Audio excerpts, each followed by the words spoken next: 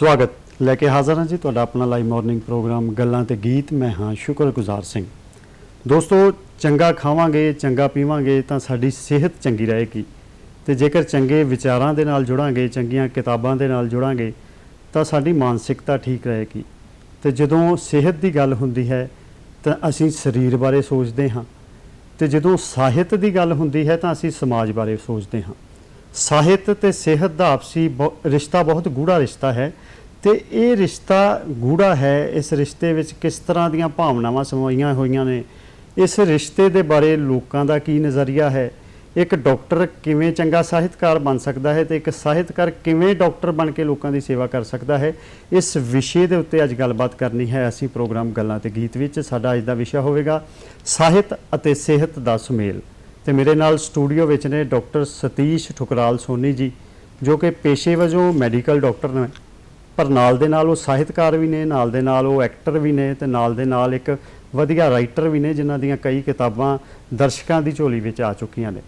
ਤੇ ਇੱਕ ਸਾਹਿਤਕਾਰ ਤੇ ਇੱਕ ਡਾਕਟਰ ਤੇ ਇੱਕ ਸਾਹਿਤਕਾਰ, ਜਿਨ੍ਹਾਂ ਨੂੰ ਸਾਹਿਤਕ ਸਭਾਵਾਂ ਵੱਲੋਂ ਕਈ ਅਵਾਰਡ ਮਿਲੇ ਹਨ। ਉੱਥੇ ਨਾਲ ਦੇ ਨਾਲ ਮੈਡੀਕਲ ਖੇਤਰ ਦੇ ਵਿੱਚ ਵੀ ਜਿਨ੍ਹਾਂ ਨੂੰ ਹੈਲਥ ਪੇਜ ਨੈਸ਼ਨਲ ਅਵਾਰਡ ਦੇ ਨਾਲ ਸਨਮਾਨਿਤ ਕੀਤਾ ਗਿਆ ਹੈ, ਨੈਸ਼ਨਲ ਹੈਲਥ ਅਵਾਰਡ ਦੇ ਨਾਲ ਸਨਮਾਨਿਤ ਕੀਤਾ ਗਿਆ ਹੈ, ਇੰਟਰਨੈਸ਼ਨਲ ਸਮਰਸਤਾ ਅਵਾਰਡ ਦੇ ਨਾਲ ਉਹਨਾਂ ਨੂੰ ਸਨਮਾਨਿਤ ਕੀਤਾ ਜਾ ਚੁੱਕਿਆ ਹੈ, ਅਤੇ ਉਹ ਨਾਲ ਦੇ ਨਾਲ ਨੈਸ਼ਨਲ ਪੋਇਟ ਵਜੋਂ ਵੀ ਜਾਣੇ ਜਾਂਦੇ ਨੇ। ਅੱਜ ਇਹ ਦੂਰਦਰਸ਼ਨ ਦੇ ਸਟੂਡੀਓ ਵਿੱਚ ਨੇ, ਮੇਰੇ ਨਾਲ ਸਟੂਡੀਓ ਵਿੱਚ ਬੈਠੇ ਨੇ, ਤੇ ਅਸੀਂ ਗੱਲਬਾਤ ਕਰਾਂਗੇ ਸਿਹਤ ਅਤੇ ਸਾਹਿਤ ਦੇ ਆਪਸੀ ਸੁਮੇਲ ਦੀ। ਬਹੁਤ ਬਹੁਤ ਸਵਾਗਤ ਹੈ ਸਰ। ਧੰਨਵਾਦ ਜੀ, ਬਹੁਤ ਬਹੁਤ ਜੀ, ਧੰਨਵਾਦ ਜੀ। ਡਾਕਟਰ ਸਾਹਿਬ, ਅਕਸਰ ਅਸੀਂ ਸੁਣਦੇ ਹੁੰਦੇ ਸਾਂ ਕਿ ਇੱਕ ਸਾਹਿਤਕਾਰ ਡਾਕਟਰ ਬਣ ਸਕਦਾ ਹੈ, ਕਿਉਂਕਿ ਉਹ ਕਿਤਾਬਾਂ ਲਿਖਦਾ ਹੈ, ਅਤੇ ਕਿਤਾਬਾਂ ਜਦੋਂ ਅਸੀਂ ਪੜ੍ਹਦੇ ਹਾਂ ਤਾਂ ਕਈ ਤਰ੍ਹਾਂ ਦੇ ਸਾਡੇ ਸ਼ਾਇਦ ਰੋਗ ਦੂਰ ਹੋ ਜਾਂਦੇ ਨੇ। ਅਤੇ ਜਦੋਂ ਇੱਕ ਡਾਕਟਰ ਸਾਹਿਤਕਾਰ ਹੋਵੇਗਾ ਤਾਂ ਕੁਦਰਤੀ ਗੱਲ ਹੈ ਕਿ ਉਹ ਸਮਾਜ ਦੇ ਨਾਲ ਜੁੜਿਆ ਹੋਵੇਗਾ, ਆਪਣੀਆਂ ਜ਼ਿੰਮੇਵਾਰੀਆਂ ਨੂੰ ਬਖੂਬੀ ਸਮਝੇਗਾ ਅਤੇ ਬਖੂਬੀ ਨਿਭਾਵੇਗਾ। ਸਾਹਿਤ ਸਿਹਤ ਦੀ ਜਦੋਂ ਗੱਲ ਚੱਲਦੀ ਹੈ ਨਾ, ਤੇ ਆਪਣੇ ਆਪ ਇੱਕ ਹੋਰ ਸ਼ਬਦ ਸਮਾਜ ਜੁੜ ਜਾਂਦਾ ਹੈ। ਸਾਹਿਤ, ਸਿਹਤ ਤੇ ਸਮਾਜ, ਜੇ ਅਸੀਂ ਇਹਨਾਂ ਤਿੰਨਾਂ ਨੂੰ ਲੈ ਕੇ ਚੱਲਦੇ ਹਾਂ, ਤਿੰਨਾਂ ਸ਼ਬਦਾਂ ਦੇ ਸੰਦਰਭ ਨੂੰ ਲੈ ਕੇ ਚੱਲਦੇ ਹਾਂ, ਤਾਂ ਤੁਸੀਂ ਕਿਵੇਂ ਵਿਸ਼ਲੇਸ਼ਣ ਕਰਦੇ ਹੋ? ਸਿਹਤ, ਸਾਹਿਤ ਤੇ ਸਮਾਜ, ਇਹ ਤਿੰਨੇ ਜੁੜੇ ਇੱਕ ਦੂਜੇ ਨਾਲ ਜੀ। ਦਰਅਸਲ ਕੀ ਹੈ ਕਿ ਜੇ ਚੰਗੀ ਤੁਸੀਂ ਸਿਹਤ ਚਾਹੁੰਦੇ ਹੋ, ਨਰੋਈ ਸਿਹਤ ਚਾਹੁੰਦੇ ਹੋ, ਤਾਂ ਨਰੋਆ ਖਾਣ ਪੀਣ ਰੱਖੋਗੇ, ਨਰੋਆ ਪੜ੍ਹੋਗੇ, ਚੰਗਾ ਪੜ੍ਹੋਗੇ, ਚੰਗਾ ਪੜ੍ਹੋਗੇ, ਚੰਗਾ ਖਾਓਗੇ ਤਾਂ ਸਮਾਜ ਨੂੰ ਚੰਗਾ ਹੀ ਦਿਓਗੇ। ਤਾਂ ਕਹਿਣ ਦਾ ਭਾਵ ਹੈ ਕਿ ਨਰੋਈ ਸਿਹਤ, ਨਰੋਆ ਸਾਹਿਤ, ਇਹ ਦੋਨੇ ਰਲ ਕੇ ਨਰੋਆ ਸਮਾਜ ਸਿਰ ਸਕਦੇ ਆ, ਬਸ਼ਰਤੇ ਕਿ ਇਹ ਸਾਡੀ ਨੀਤ ਸਾਫ਼ ਹੋਵੇ ਜੀ। ਤੇ ਸਾਹਿਤ ਤੇ ਸਿਹਤ ਦਾ ਆਪਸੀ ਰਿਸ਼ਤਾ ਕਿੱਦਾਂ ਦਾ ਹੋਣਾ ਚਾਹੀਦਾ ਹੈ? ਤੁਸੀਂ ਬਤੌਰ ਮੈਡੀਕਲ ਡਾਕਟਰ ਹੋ, ਜੇ ਅਸੀਂ ਆਯੁਰਵੇਦ ਦੀ ਗੱਲ ਕਰੀਏ, ਆਯੁਰਵੇਦ ਦੀ ਦੁਨੀਆ ਦੇ ਵਿੱਚੋਂ ਫਿਰ ਇੱਕ ਹੋਮੋਪੈਥੀ ਵੀ ਆਈ, ਫਿਰ ਉਸ ਤੋਂ ਬਾਅਦ ਐਲੋਪੈਥੀ ਵੀ ਆਈ, ਹੋਰ ਵੀ ਕਈ ਸਾਰੀਆਂ ਥੈਰੇਪੀ ਨੇ। ਤੇ ਸਾਹਿਤ ਤੇ ਸਿਹਤ ਤੇ ਮੈਡੀਕਲ ਥੈਰੇਪੀਜ਼ ਦੀ ਗੱਲ ਕਰੀਏ, ਜਾਂ ਕੀ ਸਾਹਿਤ ਨੂੰ ਵੀ ਇੱਕ ਥੈਰੇਪੀ ਦੇ ਤੌਰ ਤੇ ਅਸੀਂ ਮੰਨ ਸਕਦੇ ਹਾਂ? ਇਸ ਬਾਰੇ ਸਾਨੂੰ ਦੱਸੋ। ਬਿਲਕੁਲ ਜੀ, ਸਾਹਿਤ ਬਹੁਤ ਵੱਡੀ ਇੱਕ ਮੈਡੀਕਲ ਥੈਰੇਪੀ ਵੀ ਹੈ। ਉਦਾਹਰਨ ਦੇ ਤੌਰ ਤੇ ਮੈਂ ਮਨੋਰੋਗਾਂ ਦੀ ਗੱਲ ਕਰ ਰਹਾ ਜੀ ਜੀ। ਹੁਣ ਮਨੋਰੋਗਾਂ 'ਚ ਕੀ ਹੈ ਕਿ ਪੇਸ਼ੈਂਟ ਇਕੱਲੇਪਨ ਦੇ ਸ਼ਿਕਾਰ ਹੈ, ਡਿਪਰੈਸ਼ਨ ਦੇ ਸ਼ਿਕਾਰ ਹੈ, ਕਿਸੇ ਦਾ ਸੁਭਾਅ ਚਿੜਚਿੜਾ ਹੈ, ਅਗਰੈਸਿਵ ਹੈ, ਅਸੀਂ ਜਿੰਨੀਆਂ ਮਰਜ਼ੀ ਦਵਾਈਆਂ ਦੇ ਲਈਏ, ਪਰ ਜੇ ਉਹ ਚੰਗਾ ਸਾਹਿਤ ਮਰੀਜ਼ ਪੜ੍ਹਨ ਲੱਗ ਪਵੇ, ਅਸੀਂ ਉਹਨੂੰ ਕਹਿੰਦੇ ਬਿਬਲੀਓਥੈਰੇਪੀ, ਇਹ ਵੀ ਵਰਡ ਹੈ ਬਿਬਲੀਓਥੈਰੇਪੀ। ਤੇ ਜੇ ਅਸੀਂ ਚੰਗਾ ਸਾਹਿਤ ਪੜ੍ਹਨ ਲੱਗ ਪਈਏ ਤਾਂ ਉਹਦੀ ਜਿਹੜੀ ਭਟਕਣਾ ਰੁਕ ਜੂਗੀ, ਉਹਨੂੰ ਜ਼ਿੰਦਗੀ 'ਚ ਉਸਾਰੂਪਨ ਨਜ਼ਰ ਆਊਗਾ ਪੇਸ਼ੈਂਟ ਨੂੰ, ਔਰ ਉਹ ਸਮਾਜ 'ਚ ਰੁਚੀ ਲਊਗਾ, ਘਰ ਪਰਿਵਾਰ 'ਚ ਵੀ ਰੁਚੀ ਲਊਗਾ। ਤਾਂ ਇੱਕ ਚੰਗੇ ਸਮਾਜ ਲਈ, ਜਿਵੇਂ ਤੁਸੀਂ ਪਹਿਲਾਂ ਗੱਲ ਕੀਤੀ ਹੈ, ਚੰਗਾ ਡਾਕਟਰ, ਚੰਗੀ ਸਿਹਤ ਤਾਂ ਜ਼ਰੂਰੀ ਹੈ, ਚੰਗਾ ਸਾਹਿਤ ਵੀ ਜ਼ਰੂਰੀ ਹੈ, ਜਿਹੜਾ ਇਹੋ ਜਿਹੇ ਬਿਮਾਰ, ਜਿਹੜਾ ਮਾਨਸਿਕ ਤੌਰ ਤੇ ਲੋਕ ਪਰੇਸ਼ਾਨ ਆ, ਉਹਨਾਂ ਨੂੰ ਹੈਲਪ ਕਰਦਾ ਹੈ। ਤੇ ਇਹ ਕਿਵੇਂ ਮਨੋਰੋਗਾਂ ਦੇ ਇਲਾਜ ਲਈ ਸਾਹਿਤ ਕਿਵੇਂ ਸਾਰਥਕ ਸਾਬਤ ਹੋ ਸਕਦਾ ਹੈ? ਪੇਸ਼ੈਂਟ ਡਿਪਰੈਸ਼ਨ 'ਚ ਹੈ, ਪੇਸ਼ੈਂਟ ਨੂੰ ਕੀ ਪ੍ਰੋਬਲਮ ਹੈ, ਮਨੋਰੋਗਾਂ ਨੂੰ, ਉਹਨੂੰ ਉਹਦਾ ਮੰਨ ਲਓ ਘਰ ਜੀ ਨਹੀਂ ਲੈ ਜਾਓ, ਉਹਦਾ ਕਾਰੋਬਾਰ ਘੱਟ ਹੈ, ਉਹਨੂੰ ਕਿਸੇ ਤਰ੍ਹਾਂ ਦੀ ਪ੍ਰੋਬਲਮ ਹੈ, ਅਸੀਂ ਜਿਹਨੂੰ ਕੋਈ ਮੋਟੀਵੇਸ਼ਨਲ ਕਿਤਾਬਾਂ ਦੇਵਾਂ, ਮੰਨ ਲਓ ਅਚੇਤਨ ਮਨ ਕੀ ਸ਼ਕਤੀ ਕਿਤਾਬ ਹੈ ਇੱਕ, ਜਾਂ ਇੱਕ ਸਵੈ ਦਾ ਸਾਹਮਣਾ ਕਿਤਾਬ ਹੈ ਸਰਸ਼ਰੀ ਦੀ ਲਿਖੀ ਹੋਈ, ਜਾਂ ਬੜੀ ਸੋਚ ਕਾ ਬੜਾ ਜਾਦੂ, ਇਹੋ ਜਿਹੇ ਕਈ ਬੁੱਕਸ ਸਾਡੇ ਕੋਲ ਅਵੇਲੇਬਲ ਹੈਗੀਆਂ, how to make friends and influence people. ਜਿਹੜੀਆਂ ਇਹ ਮੋਟੀਵੇਸ਼ਨਲ ਕਿਤਾਬਾਂ ਹੈਗੀਆਂ, ਉਹ ਉਹਨੂੰ ਜ਼ਰੂਰ ਹੀ ਉਹਨੂੰ ਉਹਦੇ ਬੁਰੇ ਖਿਆਲਾਂ ਤੋਂ ਬਾਹਰ ਲਿਆਉਣਗੀਆਂ, ਉਹਨੂੰ ਚੰਗੇ ਬੰਨੇ ਤੋਰਨਗੀਆਂ। ਦੇਖੋ, ਉਂਗਲ ਫੜ ਕੇ ਤੋਰਨਾ ਜਿਵੇਂ ਪਿਓ ਨਹੀਂ ਹੁੰਦਾ ਨਾ ਜੀ, ਉਵੇਂ ਇੱਕ ਚੰਗਾ ਸਾਹਿਤ, ਚੰਗਾ ਲਿਟਰੇਚਰ ਆਮ ਇਨਸਾਨ ਦੇ ਨਾਲ ਇੱਕ ਮਰੀਜ਼ ਨੂੰ ਵੀ ਉਂਗਲ ਫੜ ਕੇ ਤੋਰਦਾ ਹੈ। ਬਸ ਸਾਡੇ 'ਚ ਵਿਲ ਪਾਵਰ ਹੋਣੀ ਚਾਹੀਦੀ ਤੋਰਨ ਦੀ। ਬਿਲਕੁਲ ਬਿਲਕੁਲ, ਇਹ ਤਾਂ ਗੱਲ ਹੈ। ਤੇ ਬਤੌਰ ਡਾਕਟਰ ਜੇ ਮੈਂ ਤੁਹਾਨੂੰ ਸਵਾਲ ਪੁੱਛਾਂ, ਤੇ ਜੇ ਮੈਂ ਚਾਹਾਂ ਵੀ ਉਸ ਦਾ ਜਵਾਬ ਤੁਸੀਂ ਬਤੌਰ ਸਾਹਿਤਕਾਰ ਦੇਵੋ, ਤਾਂ ਮਾਨਸਿਕ ਰੋਗ ਭੈੜੇ ਨੇ ਜਾਂ ਸਰੀਰਕ ਰੋਗ ਜ਼ਿਆਦਾ ਖਤਰਨਾਕ ਨੇ? ਆਪਣੀ ਆਪਣੀ ਥਾਵੇਂ ਦੋਨੇ ਹੀ ਖਤਰਨਾਕ ਹੈ, ਕਿਉਂਕਿ ਮਾਨਸਿਕ ਰੋਗ ਬਹੁਤੀ ਵਾਰੀ ਰੋਗ ਨਹੀਂ ਹੁੰਦੇ, ਉਹ ਮਨ ਦੀ ਅਵਸਥਾ ਹੈ। ਮਾਨਸਿਕ ਰੋਗ ਉਦੋਂ ਪੈਦਾ ਹੋਣਗੇ ਜਦੋਂ ਕਿਸੇ ਵਿਅਕਤੀ ਦੀਆਂ ਇੱਛਾਵਾਂ ਪੂਰੀਆਂ ਨਹੀਂ ਹੋ ਰਹੀਆਂ, ਜਾਂ ਉਹਨੂੰ ਰੁਕਾਵਟਾਂ ਆ ਰਹੀਆਂ, ਉਹਨੂੰ ਰੋਕਿਆ ਜਾ ਰਿਹਾ, ਵਰਜਿਆ ਜਾ ਰਿਹਾ, ਉਹਨੂੰ ਉਹਦੀਆਂ ਇੱਛਾਵਾਂ ਪੂਰੀਆਂ ਕਰਨ 'ਚ ਉਹਦੇ ਮੁਸੀਬਤਾਂ ਜਾਂ ਮੁਸ਼ਕਲਾਂ ਖੜੀਆਂ ਕੀਤੀਆਂ ਜਾ ਰਹੀਆਂ, ਤਾਂ ਫਿਰ ਉਹ ਆਪਦਾ ਅਗਰੈਸਿਵਨੈਸ ਦਿਖਾਉਂਦਾ ਹੈ। ਪਰ ਜਿਹੜਾ ਸਰੀਰਕ ਰੋਗ ਹੈ ਉਹ ਤਾਂ ਸਾਡੇ ਕਈ ਤਰ੍ਹਾਂ ਦੀਆਂ ਗਲਤ ਖਾਣ ਪੀਣ ਦੀਆਂ ਆਦਤਾਂ ਕਰਕੇ, ਕੁਝ ਹੈਰੀਡਿਟਰੀ, ਕੁਝ ਸਾਡੀ ਲਾਈਫ ਸਟਾਈਲ ਇਹੋ ਜਿਹਾ ਹੋ ਗਿਆ। ਸੋ ਦੋਨੇ ਹੀ ਖਤਰਨਾਕ ਹੈ, ਲੇਕਿਨ ਦੋਨਾਂ ਦਾ ਹੱਲ ਹੈਗਾ। ਜੀ ਜੀ। ਤੇ ਇੱਕ ਸਮਾਂ ਉਹ ਹੁੰਦਾ ਸੀ ਵੀ ਜਦੋਂ ਨਾ ਜ਼ਿੰਦਗੀ ਦੇ ਵਿੱਚ ਬੜੀ ਸਹਿਜਤਾ ਹੁੰਦੀ ਸੀ। ਸਾਨੂੰ ਪਤਾ ਹੁੰਦਾ ਸੀ ਵੀ ਸਾਡੇ ਮਾਪੇ ਵੀ ਦੱਸਦੇ ਨੇ ਵੀ ਸਵੇਰੇ ਤੜਕੇ ਉੱਠੋ, ਆਪਣੇ ਨਿਯਮ ਅਨੁਸਾਰ ਕਸਰਤ ਕਰੋ, ਪਾਠ ਪੂਜਾ ਕਰੋ, ਫਿਰ ਸਕੂਲ ਵੀ ਜਾਣਾ ਹੈ, ਘਰੇ ਵੀ ਆਉਣਾ ਹੈ। ਫਿਰ ਇੱਕ ਦੌਰ ਬਦਲਿਆ, ਇੱਕਦਮ ਡਰਾਸਟਿਕ ਚੇਂਜ ਆਈ। ਉਸ ਚੇਂਜ ਦੇ ਵਿੱਚ ਕੀ ਹੋਇਆ ਕਿ ਇੱਕਦਮ ਹੀ ਭੱਜ ਨੱਠ ਸਾਡੀ ਜ਼ਿੰਦਗੀ ਦੇ ਵਿੱਚ ਆ ਗਈ। ਤੇ ਤੁਸੀਂ ਇਸ ਭੱਜ ਨੱਠ ਦੀ ਜ਼ਿੰਦਗੀ ਦੇ ਵਿੱਚ ਇਹ ਕਦੀ ਮਹਿਸੂਸ ਕੀਤਾ ਵੀ ਸ਼ਾਇਦ ਸਹਿਜਤਾ ਜਾਂ ਸੰਜੀਦਗੀ ਜਾਂ ਸਹਿਨਸ਼ੀਲਤਾ ਦੀ ਕਮੀ ਹੈ? ਕਿਉਂਕਿ ਇਹ ਜੋ ਚੀਜ਼ਾਂ ਨੇ ਨਾ, ਸਹਿਜਤਾ, ਸੰਜੀਦਗੀ, ਸਹਿਨਸ਼ੀਲਤਾ, ਇਹ ਸਾਹਿਤਕਾਰ ਵੀ ਬਹੁਤ ਵਧੀਆ ਸਮਝ ਸਕਦਾ ਹੈ, ਇੱਕ ਡਾਕਟਰ ਵੀ ਬਹੁਤ ਅੱਛੀ ਤਰ੍ਹਾਂ ਇਸ ਦੇ ਹੱਲ ਦੱਸ ਸਕਦਾ ਹੈ ਜੇ ਅਸੀਂ ਗਲਤ ਟਰੈਕ ਤੇ ਜਾ ਰਹੇ ਹਾਂ। ਤੇ ਤੁਸੀਂ ਕਿਵੇਂ ਮਹਿਸੂਸ ਕਰਦੇ? ਦੇਖੋ, ਬਹੁਤ ਅੱਛਾ ਤੁਹਾਡਾ ਸਵਾਲ ਹੈ। ਅਸੀਂ ਲੋਕ ਹਵਸ ਦੇ ਸ਼ਿਕਾਰ ਹੋ ਗਏ। ਹਵਸ ਆਰਥਿਕਤਾ ਦੀ ਕਹਿ ਲਓ, ਹਵਸ ਸਟੇਟਸ ਦੀ ਕਹਿ ਲਓ। ਅੱਜ ਜਿਹੜਾ ਸਾਡੇ ਦੇਸ਼ ਦਾ ਸਿਨੈਰੀਓ ਬਣ ਗਿਆ, ਅਸੀਂ ਪੋਲੀਟੀਕਲੀ ਸਟਰੋਂਗ ਹੋਣਾ ਚਾਹੁੰਦੇ ਹਾਂ, ਇਕਨੋਮਿਕਲੀ ਸਟਰੋਂਗ ਹੋਣਾ ਚਾਹੁੰਦੇ ਹਾਂ। ਇਹਨਾਂ ਦੋਨਾਂ ਚੀਜ਼ਾਂ ਦੀ ਪੂਰਤੀ ਲਈ ਅਸੀਂ ਹੈਲਥ ਨੂੰ ਦਾਅ 'ਤੇ ਲਾ ਰਹੇ ਹਾਂ। ਇੰਟੈਲੈਕਚੁਅਲ ਤੌਰ 'ਤੇ ਤਾਂ ਅਸੀਂ ਬਹੁਤ ਹੀ ਪਿੱਛੇ ਚੱਲ ਗਏ ਨਾ, ਬੌਧਿਕਤਾ ਦੇ ਤੌਰ 'ਤੇ ਅਸੀਂ ਕੰਗਾਲ ਹੁੰਦੇ ਜਾ ਰਹੇ ਹਾਂ। ਸਾਡੇ ਘਰਾਂ 'ਚ ਬਹੁਤ ਘੱਟ ਘਰਾਂ 'ਚ ਤੁਹਾਨੂੰ ਲਾਇਬ੍ਰੇਰੀਆਂ ਮਿਲਣਗੀਆਂ। ਬਿਲਕੁਲ। ਜੇ ਤੁਹਾਡੇ ਘਰ 'ਚ ਲਾਇਬ੍ਰੇਰੀ ਨਹੀਂ ਹੈਗੀ, ਤੁਸੀਂ ਚੰਗੇ ਪਾਠਕ ਨਹੀਂ ਹੈਗੇ, ਤੁਹਾਡੇ ਵਿਚਾਰ ਹੀ ਨਹੀਂ ਉਪਜਣੇ ਜੀ। ਨਹੀਂ। ਸੋ ਇਹ ਜਿਹੜੀ ਭੱਜ ਨੱਠ ਹੈ, ਇੱਕ ਤਾਂ ਇਸ ਭੱਜ ਨੱਠ ਨੇ ਸਾਡਾ ਚੈਨ ਸਕੂਨ ਖੋਹ ਲਿਆ। ਅੱਜ ਤੁਸੀਂ ਘਰਾਂ 'ਚ ਵੇਖੋ, ਜੇ ਇੱਕ ਘਰ 'ਚ 4 ਜੀ ਆ, ਤੁਸੀਂ ਬੈਡਰੂਮ 'ਚ ਬੈਠੇ ਹੋ ਰਾਤ ਨੂੰ, ਤਾਂ 4 ਦੇ ਮੋਬਾਈਲ ਚੱਲੇ ਹੋਣਗੇ। ਬੱਚੇ ਕੁਝ ਹੋਰ ਵੇਖ ਰਹੇ ਆ, ਮਾਪਿਓ ਕੁਝ ਹੋਰ ਵੇਖ ਰਿਹਾ, ਤੇ ਮਾਪਿਓ ਟਿਊਸ਼ਨ ਤੇ ਪੜ੍ਹਾ ਕੇ ਬੱਚੇ ਨੂੰ ਫਰਜ਼ ਪੂਰਾ ਹੋ ਗਿਆ ਜੀ। ਬੱਚੇ ਸਿਰਫ ਨੰਬਰਾਂ ਦੀ ਗੇਮ 'ਚ ਆ ਗਏ ਆ, ਵੀ ਨੰਬਰ ਲੈਣੇ 90%, ਨੌਲੇਜ ਉਹਨਾਂ ਨੂੰ ਉਨੀ ਨਹੀਂ ਹੁੰਦੀ। ਇਹ ਭੱਜ ਨੱਠ ਨੇ ਸਾਡੀ ਜੀਵਨ ਸ਼ੈਲੀ ਨੂੰ ਬਦਲਤਾ, ਕਈ ਤਰ੍ਹਾਂ ਦੇ ਰੋਗ ਪੈਦਾ ਕਰਤੇ, ਲਾਈਫ ਸਟਾਈਲ ਡਿਸਆਰਡਰ ਪੈਦਾ ਕਰਤੇ। ਉਹਦੇ ਨਾਲ ਨਾਲ ਜਿਹੜੀ ਮਨੁੱਖ ਦੇ ਅੰਦਰ, ਅੱਛਾ ਫਿਰ ਮਨੁੱਖ ਓਨਾ ਹੀ ਇਕੱਲਾ ਹੁੰਦਾ ਜਾ ਰਿਹਾ, ਜਿੰਨਾ ਇਹਨਾਂ ਚੀਜ਼ਾਂ ਦਾ ਸ਼ਿਕਾਰ ਹੋ ਰਿਹਾ, ਘਰਾਂ ਨੂੰ ਚੀਜ਼ਾਂ ਨਾਲ ਭਰ ਰਿਹਾ, ਅੰਦਰੋਂ ਖਾਲੀ ਹੁੰਦਾ ਜਾ ਰਿਹਾ। ਇਹ ਜਿਹੜੀ ਸਹਿਨਸ਼ੀਲਤਾ ਜਿਹੜੀ ਗਵਾਚ ਗਈ, ਸਾਡੀ ਸਹਿਜ ਗਵਾਚ ਗਿਆ। ਉਹ ਤਾਂ ਹੀ ਗਵਾਚਿਆ, ਅਸੀਂ ਜੀਵਨ ਨੂੰ ਹਵਸ ਦਾ ਸ਼ਿਕਾਰ ਬਣਾ ਕੇ ਬਹਿ ਗਏ। ਅਸੀਂ ਉਸ ਚੀਜ਼ ਨੂੰ ਗਵਾ ਲਿਆ ਜਿਹਦੀ ਸਾਨੂੰ ਲੋੜ ਹੈ। ਅਸੀਂ ਕੀ ਕਰਨ ਲੱਗ ਪਏ ਹਾਂ? ਅਸੀਂ ਸਿਹਤ ਨੂੰ ਦਾਅ 'ਤੇ ਲਾ ਕੇ ਪੈਸਾ ਕਮਾਉਣੇ ਪਏ ਆ, ਤੇ ਮਗਰੋਂ ਉਹੀ ਪੈਸਾ ਆਪਣੀ ਸਿਹਤ ਨੂੰ ਬਚਾਉਣ ਤੇ ਲਾਉਣੇ ਪਏ। ਇਹ ਗਲਤ ਜਿਹੜਾ ਸਮਾਂ ਡਰਾਸਟਿਕ ਮਾੜਾ ਵਾ, ਇਹ ਚੰਗਾ ਨਹੀਂ ਗਾ ਸਾਡੇ ਲਈ। ਜੀ, ਤੁਸੀਂ ਮੋਬਾਈਲ ਦੀ ਗੱਲ ਕੀਤੀ ਵੀ ਅਸੀਂ ਕਮਰੇ ਦੇ ਵਿੱਚ ਬੈਠ ਕੇ ਮੋਬਾਈਲ ਦੇ ਉੱਤੇ ਸਾਰੇ ਲੱਗੇ ਪਏ ਨੇ। ਠੀਕ ਹੈ ਭਈ, ਆਪਸੀ ਰਿਸ਼ਤਿਆਂ ਦੇ ਵਿੱਚ ਕਿਤੇ ਨਾ ਕਿਤੇ ਤਰੇੜ ਵੀ ਪੈ ਰਹੀ ਹੈ, ਹਨਾ, ਤੇ ਇਸ ਤੋਂ ਬਚਣਾ ਵੀ ਚਾਹੀਦਾ ਹੈ। ਪਰ ਇੱਕ ਨਾ ਸਮਾਂ ਆਇਆ ਹੁਣ, ਜਿਸ ਤਰ੍ਹਾਂ ਆਨਲਾਈਨ ਸਮਾਂ ਆਇਆ, ਖਾਸ ਕਰਕੇ ਕੋਵਿਡ ਤੋਂ ਬਾਅਦ ਤੇ ਇੱਕਦਮ ਹੀ ਚੇਂਜ ਆ ਗਈ ਵੀ ਮੋਬਾਈਲ ਆ ਗਈ, ਆਨਲਾਈਨ ਆ ਗਈ। ਤੇ ਤੁਸੀਂ ਸਾਹਿਤਕਾਰ ਵੀ ਹੋ, ਇਸ ਗੱਲ ਨੂੰ ਸਮਝੋਗੇ ਕਿ ਸੋਸ਼ਲ ਸਾਈਟਸ ਤੇ ਵੇਖੀਏ ਨਾ, ਤੇ ਕਵੀ ਵੀ ਬਹੁਤ ਬਣ ਚੁੱਕੇ ਨੇ, ਕਵਿਤਾ ਬਹੁਤ ਆ ਰਹੀ ਹੈ ਵੀ ਤੂੰ ਮੇਰੇ ਘਰ ਆ, ਮੈਂ ਪੀਣੀ ਚਾਹ, ਇਹੋ ਜਿਹੀਆਂ ਗੱਲਾਂ ਲਿਖੀਆਂ ਜਾ ਰਹੀਆਂ ਨੇ। ਕੀ ਇਹ ਕਵਿਤਾ ਹੈ? ਉਸ ਤੋਂ ਬਾਅਦ ਨਾਲ ਦੇ ਨਾਲ ਜੇ ਮੈਂ ਸਾਹਿਤ ਤੋਂ ਬਾਅਦ ਡਾਕਟਰੀ ਪੇਸ਼ੇ ਵੱਲ ਆਵਾਂ, ਤੇ ਬੜੇ ਨੁਸਖੇ ਦੱਸੇ ਜਾ ਰਹੇ ਨੇ ਵੀ ਪਾਣੀ ਗਰਮ ਕਰਕੇ ਪੀ ਲਓ, ਪਾਣੀ ਦੇ ਵਿੱਚ ਅਜਵਾਇਣ ਮਿਲਾ ਕੇ ਪੀ ਲਓ। ਫਿਰ ਲੋਕੀ ਉਹ ਚੀਜ਼ਾਂ ਨੂੰ ਅਡਾਪਟ ਵੀ ਕਰ ਰਹੇ ਨੇ, ਉਹਨਾਂ ਦੇ ਪਿੱਛੇ ਲੱਗਦੇ ਪਏ ਨੇ, ਫੋਲੋ ਕਰਕੇ, ਫਿਰ ਸਗੋਂ ਬਿਮਾਰ ਹੋ ਜਾਂਦੇ ਨੇ। ਤੇ ਕੀ ਇਹ ਜਿਹੜੇ ਆਨਲਾਈਨ ਅਸੀਂ ਸੋਸ਼ਲ ਸਾਈਟਸ ਦੇ ਰਾਹੀਂ ਇਸ ਤਰ੍ਹਾਂ ਦੀ ਕਵਿਤਾ ਪੜ੍ਹ ਰਹੇ ਹਾਂ ਜਾਂ ਇਸ ਤਰ੍ਹਾਂ ਦੇ ਨੁਸਖਿਆਂ ਦੇ ਨਾਲ ਜੁੜ ਰਹੇ ਹਾਂ, ਇਹ ਠੀਕ ਕੰਮ ਹੈ? ਦੇਖੋ, ਇੱਕ ਸੁਣਦੇ ਨਾ ਅਲਪ ਵਿਦਿਆਂਕ, ਮਤਲਬ ਗਲਤ ਹੈ। ਜੇ ਤੁਹਾਨੂੰ ਘੱਟ ਨੌਲੇਜ ਹੈ ਉਹ ਖਤਰਨਾਕ ਹੈ, ਉਹ ਸਹੀ ਨਹੀਂ ਗੀ।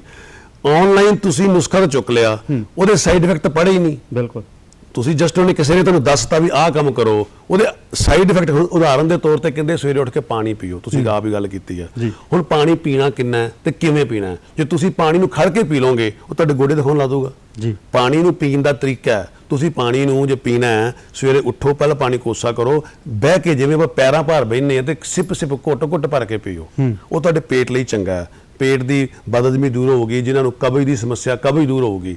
ਹੁਣ ਆਨਲਾਈਨ ਤੇ ਕਿਸੇ ਨੇ ਇੰਨੀ ਗੱਲ ਦੱਸਦੀ, ਤੁਸੀਂ ਮਗਰ ਲੱਗ ਕੇ 4 ਗਲਾਸ ਪਾਣੀ ਪੀ ਗਏ। ਹੁਣ ਮੰਨ ਲਓ ਕਿਸੇ ਦਾ ਹਾਰਟ ਦਾ ਸਾਈਜ਼ ਵਧਿਆ, ਉਹਦਾ ਖੱਬਾ ਬੰਨਾ ਵਧਿਆ ਆ, ਤੁਸੀਂ ਪਾਣੀ 2 ਲੀਟਰ ਸਵੇਰੇ ਸਵੇਰੇ ਪੀ ਲਿਆ, ਉਹ ਤਾਂ ਤੁਹਾਨੂੰ ਨੁਕਸਾਨ ਕਰੂਗਾ। ਸੋ ਆਨਲਾਈਨ ਤੁਸੀਂ ਸਿਰਫ ਨੌਲੇਜ ਲਓ, ਪਰ ਉਹਨੂੰ ਇੰਪਲੀਮੈਂਟ ਕਰਨ ਲਈ ਉਸ ਫੀਲਡ ਦੇ ਮਾਹਰ ਦੀ ਸਲਾਹ ਜ਼ਰੂਰ ਲਓ।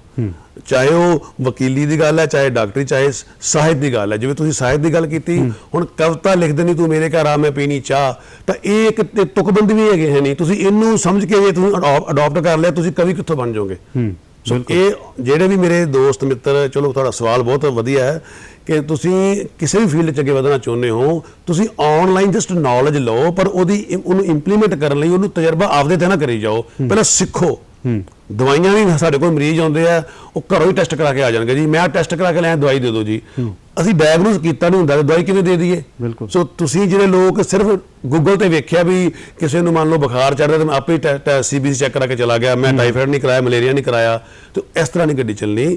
ਉਹ ਜਸਟ ਨੌਲੇਜ ਲਓ, ਸਿੰਪਟਮਸ ਵੇਖੋ, ਪਰ ਇਲਾਜ ਡਾਕਟਰ ਕੋਲੋਂ ਕਰਵਾਓ। ਜੀ ਬਿਲਕੁਲ। ਤੇ ਤੁਸੀਂ ਕਿਤਾਬਾਂ ਦੀ ਵੀ ਗੱਲ ਕੀਤੀ, ਤੁਸੀਂ ਘਰ ਦੀ ਰਸੋਈ ਦੀ ਵੀ ਗੱਲ ਕੀਤੀ, ਤੇ ਸਾਹਿਤ ਤੇ ਡਾਕਟਰੀ ਮੈਂ ਦੋਵਾਂ ਦੀ ਗੱਲ ਕਰ ਲੈਣਾ ਹਾਂ ਨਾਲ ਲੈ ਕੇ, ਸਾਹਿਤ ਤੇ ਸਿਹਤ ਦੀ, ਹਨਾ। ਘਰ ਦੇ ਵਿੱਚ ਲਾਇਬ੍ਰੇਰੀ ਹੋਵੇ ਤਾਂ ਚੰਗੇ ਵਿਚਾਰ ਆਪੇ ਹੀ ਸਾਡੇ ਮਨਾਂ ਦੇ ਵਿੱਚ ਉਤਪੰਨ ਹੋਣਗੇ, ਪਿਣਪਣਗੇ, ਤੇ ਅਸੀਂ ਉਹਨਾਂ ਦੇ ਉੱਤੇ ਚੱਲਣ ਦੀ ਕੋਸ਼ਿਸ਼ ਕਰਾਂਗੇ। ਵਿਚਾਰਾਂ ਦਾ ਆਦਾਨ ਪ੍ਰਦਾਨ ਹੋਵੇਗਾ।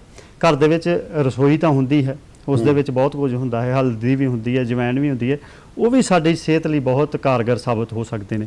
ਤੇ ਤੁਸੀਂ ਲਾਇਬ੍ਰੇਰੀ ਤੇ ਘਰ ਦੀ ਰਸੋਈ ਨੂੰ, ਘਰ ਦੀ ਲਾਇਬ੍ਰੇਰੀ ਤੇ ਘਰ ਦੀ ਰਸੋਈ ਨੂੰ ਦੋਵਾਂ ਨੂੰ ਕਿੱਦਾਂ ਲੈ ਕੇ ਚੱਲਦੇ? ਬੜਾ ਵਧੀਆ ਦਰਸ਼ਕਾਂ ਵਾਲੀ ਸਵਾਲ ਹੈ। ਘਰ 'ਚ ਦੋਨੇ ਚੀਜ਼ਾਂ ਜ਼ਰੂਰੀ ਆ। ਘਰ ਦੀ ਰਸੋਈ ਤੁਹਾਨੂੰ ਤੰਦਰੁਸਤ ਰੱਖੂਗੀ, ਘਰ ਦੀ ਲਾਇਬ੍ਰੇਰੀ ਵੀ ਤੁਹਾਨੂੰ ਤੰਦਰੁਸਤ ਰੱਖੂਗੀ, ਪਰ ਘਰ ਦੀ ਰਸੋਈ ਤੁਹਾਨੂੰ ਸਰੀਰਕ ਤੌਰ ਤੇ ਤੰਦਰੁਸਤ ਰੱਖੂਗੀ ਤੇ ਲਾਇਬ੍ਰੇਰੀ ਤੁਹਾਨੂੰ ਮਾਨਸਿਕ ਤੌਰ ਤੇ ਤੰਦਰੁਸਤ ਰੱਖੂਗੀ। ਸਾਡੇ ਘਰ ਦੀ ਰਸੋਈ ਵਿੱਚ ਅਨਮੋਲ ਖਜ਼ਾਨਾ ਪਿਆ। ਜਦੋਂ ਕੋਵਿਡ ਦੇ ਦੌਰਾਨ, ਮੈਂ ਖੁਦ ਤਜਰਬਾ ਹੈ ਕਿ ਅਸੀਂ ਕੋਵਿਡ ਦੇ ਦੌਰਾਨ ਘਰ ਦੀ ਰਸੋਈ ਨਾਲ ਹੀ ਕਰੋਨਾ ਦੇ ਮਰੀਜ਼ ਠੀਕ ਕੀਤੇ। ਹਲਦੀ ਦੇ ਰੂਪ 'ਚ, ਅਦਰਕ ਦੇ ਰੂਪ 'ਚ, ਦਾਲਚੀਨੀ ਦੇ ਰੂਪ 'ਚ, ਮਲੱਠੀ ਦੇ ਰੂਪ 'ਚ, ਤੇ ਪਾਣੀ ਦੇ ਰੂਪ 'ਚ ਕਈ ਤਰ੍ਹਾਂ ਦੇ ਕਾੜੇ ਬਣਾਏ ਅਸੀਂ ਜਦੋਂ ਲੋਕਾਂ ਨੂੰ ਦਿੱਤੇ ਆ। ਤੇ ਦੋਨੇ ਚੀਜ਼ਾਂ ਘਰ 'ਚ ਹੋਣੀਆਂ ਜ਼ਰੂਰੀ ਹੈ। ਜਿਸ ਘਰ 'ਚ ਲਾਇਬ੍ਰੇਰੀ ਨਹੀਂ, ਜਿਸ ਘਰ 'ਚ ਚੰਗੀ ਰਸੋਈ ਨਹੀਂ, ਉਹ ਘਰ ਕਦੇ ਨਾ ਕਦੇ ਬਿਮਾਰ ਜ਼ਰੂਰ ਹੋਊਗਾ, ਚਾਹੇ ਸਰੀਰਕ ਤੌਰ ਤੇ ਹੋਵੇ, ਚਾਹੇ ਮਾਨਸਿਕ ਤੌਰ ਤੇ ਹੋਵੇ। ਸੋ ਦਰਸ਼ਕਾਂ ਨੂੰ ਇਹ ਚਾਹੀਦਾ ਹੈ ਕਿ ਆਪਣੇ ਘਰ 'ਚ ਕਿਤਾਬਾਂ ਨਾਲ ਪਿਆਰ ਪਾਓ, ਚੰਗੀਆਂ ਚੀਜ਼ਾਂ, ਖਾਣ ਵਾਲੀਆਂ ਚੀਜ਼ਾਂ ਨਾਲ ਪਿਆਰ ਪਾਓ, ਤੰਦਰੁਸਤ ਖਾਣਾ ਖਾਓ, ਤੰਦਰੁਸਤ ਪੜ੍ਹੋ, ਤੰਦਰੁਸਤ ਰਹੋਗੇ। ਜੀ ਬਿਲਕੁਲ, ਤੰਦਰੁਸਤ ਰਹੋਗੇ। ਪਰ ਅੱਜ ਕੱਲ੍ਹ ਦੇ ਸਾਡੇ ਬੱਚੇ ਗੱਲ ਨੂੰ ਨਹੀਂ ਨਾ ਸਮਝ ਰਹੇ। ਉਹ ਤੰਦਰੁਸਤ ਜੇ ਮਾਪੇ ਵੀ ਸਮਝਾਉਂਦੇ ਆ, ਉਹ ਕਹਿੰਦੇ ਵੀ ਸ਼ਾਇਦ ਤੁਹਾਡੀ ਉਮਰ ਲੰਘ ਗਈ ਹੈ ਤੇ ਅਸੀਂ ਅੱਜ ਦੇ ਦੌਰ ਦੇ ਬੱਚੇ ਹਾਂ। ਉਹ ਫਿਰ ਰੇਹੜੀਆਂ 'ਤੇ ਖਲੋ ਕੇ 버ਗਰ ਵੀ ਖਾਂਦੇ ਨੇ, ਆਨਲਾਈਨ ਮੰਗਾ ਕੇ ਨਿਊਡਲਸ ਵੀ ਖਾ ਰਹੇ ਨੇ, ਮੈਗੀ ਵੀ, ਬਹੁਤ ਸਾਰੀਆਂ ਚੀਜ਼ਾਂ ਖਾ ਰਹੇ ਨੇ, ਹੈ ਨਾ। ਤੇ ਦੂਜੇ ਬੰਨੇ ਉਹ ਪੜ੍ਹ ਵੀ ਰਹੇ ਨੇ ਡੇਲੀ ਕਿਤਾਬਾਂ ਦੇ ਵਿੱਚ ਵੀ ਸ਼ਾਇਦ ਇਹ ਚੀਜ਼ਾਂ ਹਾਨੀਕਾਰਕ ਸਾਬਤ ਹੋ ਸਕਦੀਆਂ ਨੇ। ਜੰਕ ਫੂਡ ਕਿੰਨਾ ਕੁ ਹਾਨੀਕਾਰਕ ਹੈ? ਟੋਟਲ ਹਾਨੀਕਾਰਕ ਹੈ ਜੀ ਜੰਕ ਫੂਡ। ਜੰਕ ਫੂਡ ਪਹਿਲਾਂ ਤਾਂ ਬਣਦਾ ਕਿਵੇਂ, ਉਹਦੀ ਬਣਤਰ ਸਮਝ ਲਓ, ਉਸ ਤੋਂ ਬਾਅਦ ਉਹਨੇ ਡਾਈਜੈਸਟ ਹੀ ਨਹੀਂ ਹੋਣਾ। ਤੁਸੀਂ ਹੁਣ ਇੱਕ ਗੱਲ ਨੂੰ ਸਮਝੋ ਕਿ ਜਦੋਂ ਅਸੀਂ ਇਹ ਜੰਕ ਫੂਡ ਖਾ ਲਿਆ, ਉਹਨੇ ਡਾਈਜੈਸਟ ਨਹੀਂ ਹੋਣਾ ਤੇ ਉਹਨੇ ਪੇਟ ਨੂੰ ਜਾ ਕੇ ਖਰਾਬ ਕਰਨਾ ਹੈ। ਔਰ ਸਾਡੀ ਜਿਹੜੀ ਮੈਡੀਕਲ ਪ੍ਰੋਫੈਸ਼ਨ ਦੀ ਗੱਲ ਕਹਿੰਦੀ ਹੈ ਕਿ ਤੁਹਾਡੀਆਂ 70 ਤੋਂ 80% ਬਿਮਾਰੀਆਂ ਪੇਟ ਦੀ ਖਰਾਬੀ ਕਰਕੇ ਪੈਦਾ ਹੁੰਦੀਆਂ ਜੀ। ਸੋ ਜੰਕ ਫੂਡ ਤਾਂ ਆਲਵੇਜ਼ ਮਾੜਾ। ਔਰ ਜਿਹੜੇ ਅੱਜ ਦੇ ਸਿਨੈਰੀਓ ਵਿੱਚ ਜਿਹੜੇ ਬੱਚਿਆਂ ਨੂੰ ਸ਼ੂਗਰ ਹੋ ਰਹੀ ਹੈ, ਮੇਰਾ ਤਜਰਬਾ, ਪਰਸਨਲ ਤਜਰਬਾ ਮੇਰੇ ਹਸਪੀਟਲ 'ਚ, ਕਿ ਜਿਹੜੇ ਬੱਚੇ ਬਰਗਰ ਨਾਲ ਕੋਲਡ ਡਰਿੰਕ ਪੀ ਰਹੇ ਆ, ਜਾਂ ਅੱਜ ਕੱਲ੍ਹ ਫੈਸ਼ਨ ਚਲਾ ਗਿਆ ਵੀ ਹੋਟਲਾਂ 'ਚ ਰੋਟੀ ਬਾਹਰ ਜੇ ਖਾਣੀ ਮਗਰ ਕੋਲਡ ਡਰਿੰਕ ਪੀਣੀ, ਉਹ ਮੈਕਸਿਮਮ ਬੱਚੇ ਮੋਟਾਪੇ ਔਰ ਸ਼ੂਗਰ ਦੇ ਸ਼ਿਕਾਰ ਹੋ ਰਹੇ ਆ, ਔਰ ਉਹਨਾਂ ਨੂੰ ਬਚਪਨ 'ਚ ਹੀ ਇਨਸੂਲਿਨ ਲੱਗਣ ਲੱਗ ਪਈ ਹੈ। ਇਸ ਕਰਕੇ ਇਸ ਗੱਲ ਤੋਂ ਅਵੋਇਡ ਕਰਨਾ ਚਾਹੀਦਾ। ਜਿਹੜਾ ਸਾਡੇ ਬਜ਼ੁਰਗਾਂ ਦਾ ਪੁਰਾਣਾ ਜਿਹੜਾ ਖਾਣ ਪੀਣ ਸੀਗਾ, ਜਿਹੜਾ ਅਸੀਂ ਘਰ ਦੀ ਰਸੋਈ 'ਚੋਂ ਲੈਂਦੇ ਸੀ, ਉਹੀ ਖਾਣਾ ਚਾਹੀਦਾ। ਇਹ ਤਾਂ ਵੈਰਾਈਟੀ ਹੈ, ਕਦੀ ਸਾਲ ਛਮਾਈ ਖਾ ਲਈ, ਕਦੇ ਆਊਟਿੰਗ ਤੇ ਗਏ ਹੋ, ਰੂਟੀਨ ਦੀ ਨੂੰ ਆਦਤ ਨਹੀਂ ਬਣਾਉਣੀ ਚਾਹੀਦੀ। ਜੀ ਜੀ। ਤੇ ਸਾਡੇ ਮਾਨਯੋਗ ਮਰਹੂਮ ਰਾਸ਼ਟਰਪਤੀ ਅਬਦੁਲ ਕਲਾਮ ਜੀ ਨੇ ਇੱਕ ਬੜੀ ਸੋਹਣੀ ਗੱਲ ਕਹੀ ਹੈ ਕਿ ਹਜ਼ਾਰਾਂ ਦੋਸਤ ਹੋਣ ਨਾਲੋਂ ਚੰਗਾ ਹੈ ਇੱਕ ਚੰਗੀ ਕਿਤਾਬ ਦੋਸਤ ਬਣਾ ਲਓ। ਤੇ ਤੁਸੀਂ ਇਸ ਸਤਰ ਦਾ ਕਿਵੇਂ ਵਿਸ਼ਲੇਸ਼ਣ ਕਰਦੇ ਹੋ? ਇਸ ਸਤਰ ਵਿੱਚ ਸਾਰਾ ਕੁਝ ਹੀ ਆ ਗਿਆ ਜੀ। ਇੱਕ ਚੰਗੀ ਜਿਹੜੀ ਕਿਤਾਬ ਹੈ ਉਹ ਤੁਹਾਨੂੰ ਦੁੱਖ ਨਹੀਂ ਦਿੰਦੀ।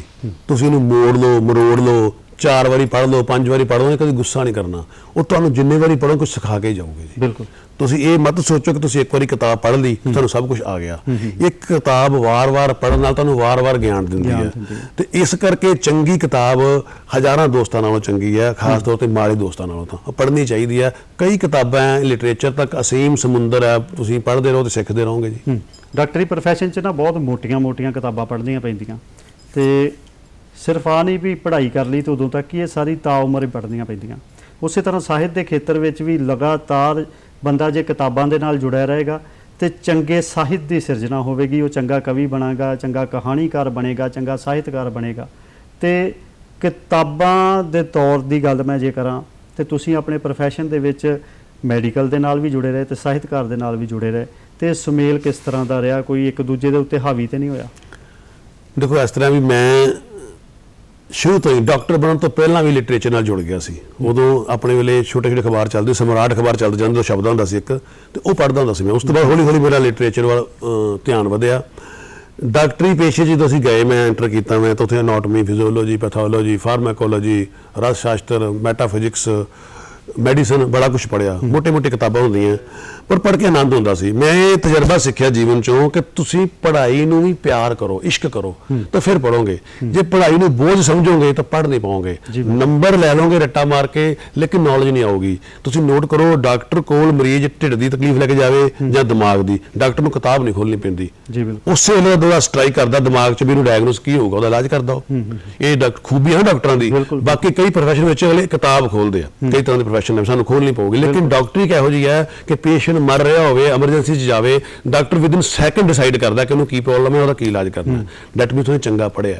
ਇਸੇ ਤਰ੍ਹਾਂ ਸਾਹਿਤ, ਹੁਣ ਮੰਨ ਲਓ ਮੈਂ ਜਦੋਂ ਵੇਖਦਾ ਕਿ ਮੈਂ ਨਾਨਕ ਸਿੰਘ ਜੀ ਤੋਂ ਸ਼ੁਰੂ ਕਰ ਲਓ, ਪਾਸ਼, ਸ਼ਿਵ ਕੁਮਾਰ ਬਟਾਲਵੀ, ਓਸ਼ੋ, ਜਗਤਾਰ, ਸੁਰਜੀਤ ਪਾਤਰ ਸਾਹਿਬ, ਸੁਖਵਿੰਦਰ ਅਮਰਤਾ ਪ੍ਰੀਤਮ, ਜੇ ਫੋਰਨ ਦੀ ਗੱਲ ਕਰਾਂ ਤਾਂ ਐਲੈਕਸ ਹੈਲੇ, ਹਮਿੰਗਵੇ, ਮੈਕਸਿਮ ਗੋਰਕੀ, ਕਈ ਲੰਬੇ ਨਾਮ ਹੈ, ਲੰਬੀ ਲਿਸਟ ਹੈ ਬਿਲਕੁਲ, ਜਿਨ੍ਹਾਂ ਚੋਂ ਅਸੀਂ ਸਿੱਖਦੇ ਆ, ਉਹ ਤੁਹਾਨੂੰ ਸਿਖਾਉਂਦੀਆਂ। ਸੋ ਤੁਹਾਨੂੰ ਚੰਗਾ ਡਾਕਟਰ ਬਣਨਾ ਹੈ ਜਾਂ ਚੰਗਾ ਸਾਹਿਤਕਾਰ ਬਣਨਾ ਹੈ, ਕਿਤਾਬਾਂ ਨਾਲ ਇਸ਼ਕ ਕਰਨਾ ਪਊਗਾ, ਕਿਤਾਬਾਂ ਨਾਲ ਪਿਆਰ ਕਰਨਾ ਪਊਗਾ, ਕਿਤਾਬਾਂ ਨੂੰ ਟਾਈਮ ਦੇਣਾ ਪਊਗਾ। ਕਿਤਾਬਾਂ ਤਾਂ ਹੀ ਤੁਹਾਨੂੰ ਆਪਦੇ 'ਚ ਥਾਂ ਦੇਣਗੀਆਂ, ਤੁਹਾਡੀਆਂ ਲਿਖਤਾਂ ਤਾਂ ਹੀ ਕਿਤਾਬਾਂ 'ਚ ਆਉਣਗੀਆਂ ਜੇ ਤੁਸੀਂ ਕਿਤਾਬਾਂ ਨੂੰ ਪਿਆਰ ਕੀਤਾ ਹੋਊਗਾ ਤਾਂ। ਤੇ ਇੱਕ ਸਾਹਿਤਕਾਰ ਦਾ ਤੇ ਇੱਕ ਡਾਕਟਰ ਦਾ ਸਮਾਜ ਦੇ ਨਾਲ, ਸੁਸਾਇਟੀ ਦੇ ਨਾਲ ਗਰਾਊਂਡ ਲੈਵਲ ਤੇ ਜੁੜਨਾ ਕਿੰਨਾ ਕੁ ਜ਼ਰੂਰੀ? ਬਹੁਤ ਜ਼ਰੂਰੀ ਹੈ। ਤੁਸੀਂ ਜੇ ਡਾਕਟਰ ਹੋ, ਡਾਕਟਰ ਤਕਲੀਫ ਵੇਖੋ, ਡਾਕਟਰਾਂ ਕੋਲ ਰੋਂਦਿਆਂ ਨਹੀਂ ਹੋਣਾ, ਤਕਲੀਫ 'ਚ ਹੀ ਹੋਣਾ ਬਿਲਕੁਲ। ਤੇ ਉਹਨਾਂ ਨੇ, ਡਾਕਟਰਾਂ ਨੇ ਆਪਣੇ ਪੇਸ਼ੇ ਰਾਹੀਂ ਉਹਨਾਂ ਨੂੰ ਮਰਮ ਪੱਟੀ ਕਰਕੇ ਉਹਦਾ ਇਲਾਜ ਕਰਕੇ ਘਰਾਂ ਨੂੰ ਖੁਸ਼ੀ ਭੇਜਣਾ। ਜੀ ਜੀ। ਸਾਹਿਤ ਔਰ ਜਿਹੜਾ ਸਿਹਤ ਹੈ, ਦਾ ਫੀਲਡ ਹੈ, ਇਹ ਦੋਨੇ ਹੀ ਇਸ ਤਰ੍ਹਾਂ ਜੁੜੇ ਹੋਏ ਆ। ਜੇ ਤੁਸੀਂ ਗਰਾਊਂਡ ਲੈਵਲ ਤੇ ਲੋਕਾਂ ਦੀ ਨਬਜ਼ ਪਛਾਣਨੀ ਸਿੱਖ ਜਾਓਗੇ ਤਾਂ ਤੁਹਾਨੂੰ ਸਮਝਣ 'ਚ ਸੁਖਿਆਈ ਆਊਗੀ। ਤੁਸੀਂ ਬੱਸ 'ਚ ਸਫ਼ਰ ਕਰ ਰਹੇ ਹੋ, ਸਪੋਜ਼ ਕਰੋ, ਆਮ ਸਵਾਰੀਆਂ ਬੈਠੀਆਂ, ਇੱਕ ਸਾਹਿਤਕਾਰ ਬੈਠਾ, ਤਾਂ ਸਾਹਿਤਕਾਰ ਦੀ ਸੋਚ ਹੀ ਹੋ ਜਾਣੀ ਹੈ ਕਿ ਬੱਸ ਚੱਲੀ ਕਿਵੇਂ ਤੇ ਪਹੁੰਚੀ ਕਿਵੇਂ। ਆਪਦੇ ਸ਼ਹਿਰ ਤੋਂ ਜਲੰਧਰ ਤੱਕ ਆਉਣਾ ਹੋਵੇ ਤਾਂ ਤੁਸੀਂ 50 ਤਰ੍ਹਾਂ ਦੇ ਸੁਪਨੇ ਸਾਹਿਤਕਾਰ ਬਣ ਲੂਗਾ। ਇੱਥੇ ਬੱਸ ਰੁਕੀ, ਇੱਥੇ ਦਰਖਤ ਆਏ, ਇੱਥੇ ਉਹਨੇ ਕੰਡਕਟਰ ਨੇ ਸੀਟੀ ਮਾਰੀ, ਇੱਥੇ ਨਵੀਂ ਸਵਾਰੀ ਜਿਹੜੀ ਇੱਥੇ ਉਤਰੀ, ਇੱਥੇ ਪੈਸੇ ਦੇ ਲੈਣ ਦੇਣ ਹੋਇਆ। ਇਹ ਵੀ ਇੱਕ ਡਾਕਟਰ ਹੈ। ਜੇ ਉਹ ਗਰਾਊਂਡ ਲੈਵਲ ਤੇ ਮਰੀਜ਼ ਨੂੰ ਨਾਲ ਜੁੜਿਆ, ਸਮਾਜ ਨਾਲ ਜੁੜਿਆ, ਉਹਦੀ ਨਬਜ਼ ਨੂੰ ਸਮਝਦਾ, ਤਾਂ ਉਹ, ਕਿਉਂਕਿ ਡਾਕਟਰੀ 'ਚ ਇਕੱਲਾ ਸਰੀਰਕ ਰੋਗ ਇਲਾਜ ਨਹੀਂਗਾ, ਪ੍ਰਕਿਰਤੀ ਵੀ ਉਹ ਫਾਤਿਕ ਹੈ, ਪਿੱਤਕ ਹੈ, ਕਫਜ ਹੈ, ਪ੍ਰਕਿਰਤੀ ਵੀ ਇਨਸਾਨ ਦੀ ਓਨੀ ਇੰਪੋਰਟੈਂਟ ਹੈ। ਸਿਹਤ ਇਕੱਲੀ ਸਰੀਰ ਦੀ ਤੰਦਰੁਸਤੀ ਨਹੀਂ ਗੀ, ਸਿਹਤ ਸਰੀਰ ਦੇ ਨਾਲ ਨਾਲ ਮਨ ਅਤੇ ਇੰਦਰੀਆਂ ਦੀ ਤੰਦਰੁਸਤੀ ਵੀ ਹੈ। ਇੱਕ ਬੰਦਾ ਸੁਭਾਅ ਦਾ ਚਿੜਚਿੜਾ ਹੈ ਤੇ ਇੱਕ ਬੰਦੇ ਨੂੰ ਗੁੱਸਾ ਬੜਾ ਆਉਂਦਾ ਪਿਆ, ਪਰ ਉਹ ਆਇਆ ਢਿੱਡ ਦੀ ਸ਼ਿਕਾਇਤ ਨਾਲ ਹੈ, ਤੇ ਡਾਕਟਰ ਨੇ ਢਿੱਡ ਤਾਂ ਠੀਕ ਕਰਤਾ ਤੇ ਗੁੱਸਾ ਸ਼ਾਂਤ ਨਹੀਂ ਕੀਤਾ, ਤਾਂ ਬੰਦਾ ਫਿਰ ਬਿਮਾਰ ਹੋ ਜਾਊਗਾ। ਸੋ ਗਰਾਊਂਡ ਲੈਵਲ ਤੇ ਜੇ ਸਮਾਜ ਨਾਲ ਜੁੜਾਂਗੇ ਅਸੀਂ, ਡਾਕਟਰ ਤੇ ਸਾਹਿਤਕਾਰ, ਤਾਂ ਚੰਗੀ ਤਰ੍ਹਾਂ ਇਲਾਜ ਵੀ ਕਰ ਪਾਵਾਂਗੇ, ਚੰਗੀ ਤਰ੍ਹਾਂ ਅਗਲਾ ਵੀ ਸਾਹਿਤ ਦਾ ਵੀ ਫੀਲਡ ਵਧੀਆ ਕਰ ਪਾਵਾਂਗੇ। ਹਾਂ ਬਿਲਕੁਲ ਜੀ। ਤੇ ਡਾਕਟਰ ਕੋਲ ਜੇ ਕੋਈ ਜਾਂਦਾ ਹੈ ਤਾਂ ਡਾਕਟਰ ਹਮੇਸ਼ਾ ਚਾਹੁੰਦਾ ਹੈ ਕਿ ਮੈਨੂੰ ਪਹਿਲੀ ਹਿਸਟਰੀ ਵੀ ਦੱਸੀ ਜਾਏ, ਪਰ ਕਈ ਵਾਰੀ ਡਾਕਟਰ ਕੋਲ ਮਰੀਜ਼ ਉੱਦਾਂ ਹੀ ਚੱਲ ਜਾਂਦੇ ਨੇ, ਉਹ ਕੁਝ ਦੱਸਦੇ ਨਹੀਂ, ਸਗੋਂ ਇੱਕ ਜਾ ਕੇ ਕਹਿ ਦਿੰਦੇ ਨੇ ਮੇਰੇ ਨੂੰ ਆਹ ਬਿਮਾਰੀ ਹੋਈ ਹੈ ਤੇ ਮੈਨੂੰ ਦਵਾਈ ਦੇ ਦਿਓ। ਪਰ ਪਿਛਲੀ ਹਿਸਟਰੀ ਡਾਕਟਰ ਨੂੰ ਦੱਸਣਾ, ਮਤਲਬ ਸੱਚ ਬੋਲਣਾ, ਜੋ ਤੁਹਾਨੂੰ ਹੋਇਆ ਹੈ ਉਹ ਕਿੰਨਾ ਕੁ ਜ਼ਰੂਰੀ ਹੈ? ਬਹੁਤ ਜ਼ਰੂਰੀ ਹੈ। ਹਿਸਟਰੀ ਟੇਕਿੰਗ ਤਾਂ ਕੰਪਲਸਰੀ ਪਾਰਟ ਹੈ ਨਾ। ਹੁਣ ਪੇਸ਼ੈਂਟ ਕਹਿ ਰਿਹਾ ਕਿ ਮੈਨੂੰ ਖੰਘ ਹੁੰਦੀ ਹੈ ਜੀ, ਜਾਂ ਮੈਨੂੰ ਬੁਖਾਰ ਹੁੰਦਾ, ਤਾਂ ਜੇ ਉਹਨੂੰ ਪਹਿਲਾਂ ਟੀਬੀ ਰਹੀ ਹੋਵੇ ਤਾਂ ਡਾਕਟਰ ਨੂੰ ਇਲਾਜ ਕਰਨਾ ਸੌਖਾ, ਵੀ ਕਿਤੇ ਪੁਰਾਣਾ ਮਰੀਜ਼ ਤਾਂ ਨਹੀਂ ਟੀਬੀ ਦਾ ਹੈਗਾ ਜੋ ਕੱਲੀ ਖੰਘ ਹੀ ਦੱਸੀ ਜਾਊਗਾ। ਅੱਛਾ, ਦੂਜੀ ਗੱਲ ਕੀ ਹੈ, ਥੋੜਾ ਜਿਹਾ ਅੱਜ ਦਾ ਸਿਨੈਰੀਓ, ਮੈਂ ਮਾਫੀ ਚਾਹੁੰਦਾ ਤੇ ਗੱਲ ਹੋਰ ਜੋੜਨੀ ਚਾਹੁੰਦਾ। ਅੱਜ ਦਾ ਸਿਨੈਰੀਓ ਜ਼ਿਆਦਾ ਹੋ ਗਿਆ ਮਸ਼ੀਨੀ, ਕਿ ਸਾਡੇ ਡਾਕਟਰ ਵੀਰ ਟੈਸਟਾਂ ਤੇ ਜ਼ਿਆਦਾ ਨਿਰਭਰ ਹੋ ਗਏ, ਜਦ ਕਿ ਪਹਿਲੇ ਸਾਡੇ ਡਾਕਟਰ ਜਿਹੜੇ, ਹੁਣ ਵੀ ਡਾਕਟਰ ਬਹੁਤ ਚੰਗੇ ਆ, ਸਾਰਾ ਕੁਝ ਵਧੀਆ ਹੈ, ਲੇਕਿਨ ਪਹਿਲੇ ਡਾਕਟਰ ਡਾਇਗਨੋਸ ਟੈਸਟਾਂ ਤੋਂ ਬਿਨਾਂ ਵੀ ਕਰ ਲੈਂਦੇ ਸੀ। ਸਾਡੇ ਕੋਲ ਬੜੇ ਮਾਧਿਅਮ ਸੀਗੇ, ਪੇਸ਼ੈਂਟ ਦੀ ਹਿਸਟਰੀ ਹੀ ਮੇਨ ਸੀਗੀ, ਵੀ ਥੁੱਕ 'ਚ ਖੂਨ ਆ ਰਿਹਾ, ਭਾਰ ਘਟ ਰਿਹਾ, ਬੁਖਾਰ ਰਹਿ ਰਿਹਾ, ਤਾਂ ਹਿਸਟਰੀ ਟੇਕਿੰਗ ਤਾਂ ਬਹੁਤ ਕੰਪਲਸਰੀ ਹੈ। ਪੇਸ਼ੈਂਟ ਨੂੰ ਇਮਾਨਦਾਰੀ ਨਾਲ ਆਪਣੇ ਪ੍ਰੈਜ਼ੈਂਟ, ਜਿਹੜੀ ਵਰਤਮਾਨ ਉਹਦੀ ਮਰਜ਼ ਦੇ ਨਾਲ ਨਾਲ ਉਹਦੀ ਬੈਕ ਹਿਸਟਰੀ ਦੱਸਣੀ ਚਾਹੀਦੀ ਡਾਕਟਰ ਨੂੰ। ਤੇ ਸਾਹਿਤਕਾਰ ਨੂੰ, ਤੁਸੀਂ ਬਤੌਰ ਸਾਹਿਤਕਾਰ ਹੋ, ਤੇ ਸਾਹਿਤਕਾਰ ਦੀਆਂ ਸਮਾਜ ਪ੍ਰਤੀ ਕੈਸੀਆਂ ਜ਼ਿੰਮੇਵਾਰੀਆਂ ਚਾਹੀਦੀਆਂ ਨੇ? ਬੜੀਆਂ ਜ਼ਿੰਮੇਵਾਰੀਆਂ ਗੰਭੀਰ ਚਾਹੀਦੀਆਂ ਜੀ। ਜ਼ਿੰਮੇਵਾਰੀ ਚਾਹੀਦਾ ਸਾਹਿਤਕਾਰ ਤਾਂ, ਜੇ ਸਾਹਿਤਕਾਰ ਆਪਣੀਆਂ ਸਾਹਿਤਕ ਕਿਰਤਾਂ ਦੀ ਲੱਚਰਤਾ ਪਰੋਸਦਾ ਰਹੂਗਾ, ਨੰਗੇਜ਼ ਨੂੰ, ਹਥਿਆਰਾਂ ਨੂੰ, ਮਾਰੂਪੁਣੇ ਨੂੰ ਉਤਸ਼ਾਹਿਤ ਕਰਦਾ ਰਹੂਗਾ, ਤਾਂ ਉਹ ਕਾਹਦਾ ਉਹ ਸਾਹਿਤਕਾਰ ਹੋਇਆ? ਸਾਹਿਤਕਾਰ ਤਾਂ ਉਨਾ ਹੀ ਜ਼ਰੂਰੀ ਹੈ। ਔਰ ਮੈਂ ਇਹ ਗੱਲ ਇੱਕ ਦਾਅਵੇ ਨਾਲ ਕਹਿਣ ਲੱਗਾ ਕਿ ਕਈ ਵਾਰੀ ਸਾਡੇ ਜਿਹੜੇ ਸਮਾਜ ਦੇ ਜਿਹੜੇ ਪਾਵਰਾਂ 'ਚ ਬੈਠੇ ਲੋਕ ਹੈ, ਜਿਹੜੇ ਸੱਤਾਧਾਰੀ ਜਾਂ ਜਿਹੜੇ ਜੋ ਵੀ ਹੈ, ਉਹ ਬਹੁਤ ਵਾਰੀ ਸਾਹਿਤਕਾਰਾਂ ਨੂੰ ਪੜ੍ਹਦੇ ਆ।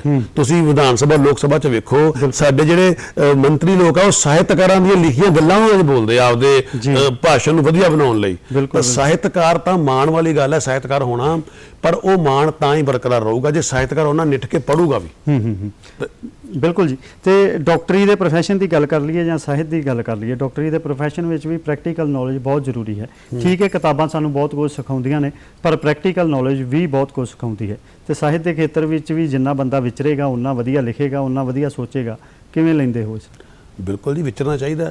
ਜਿੱਥੇ ਵੀ ਤੁਹਾਨੂੰ ਚੰਗਾ ਮੌਕਾ ਮਿਲਦਾ ਜਾਣਾ ਚਾਹੀਦਾ। ਜੇ ਜਾਓਗੇ ਤਾਂ ਸਿੱਖੋਗੇ ਨਾ। ਘਰੇ ਹੀ ਬੈਠੇ ਰਹੋ, ਮੰਨ ਲਓ ਤੁਸੀਂ 10 ਕਿਤਾਬਾਂ ਪੜ੍ਹਦੀਆਂ, 4 ਕਵਿਤਾਵਾਂ ਲਿਖਤੀਆਂ, ਨਾ ਘਰੇ ਬਹਿ ਗਏ ਤਾਂ ਉਹ ਕਿੰਨੇ ਪੜ੍ਹਨੀਆਂ?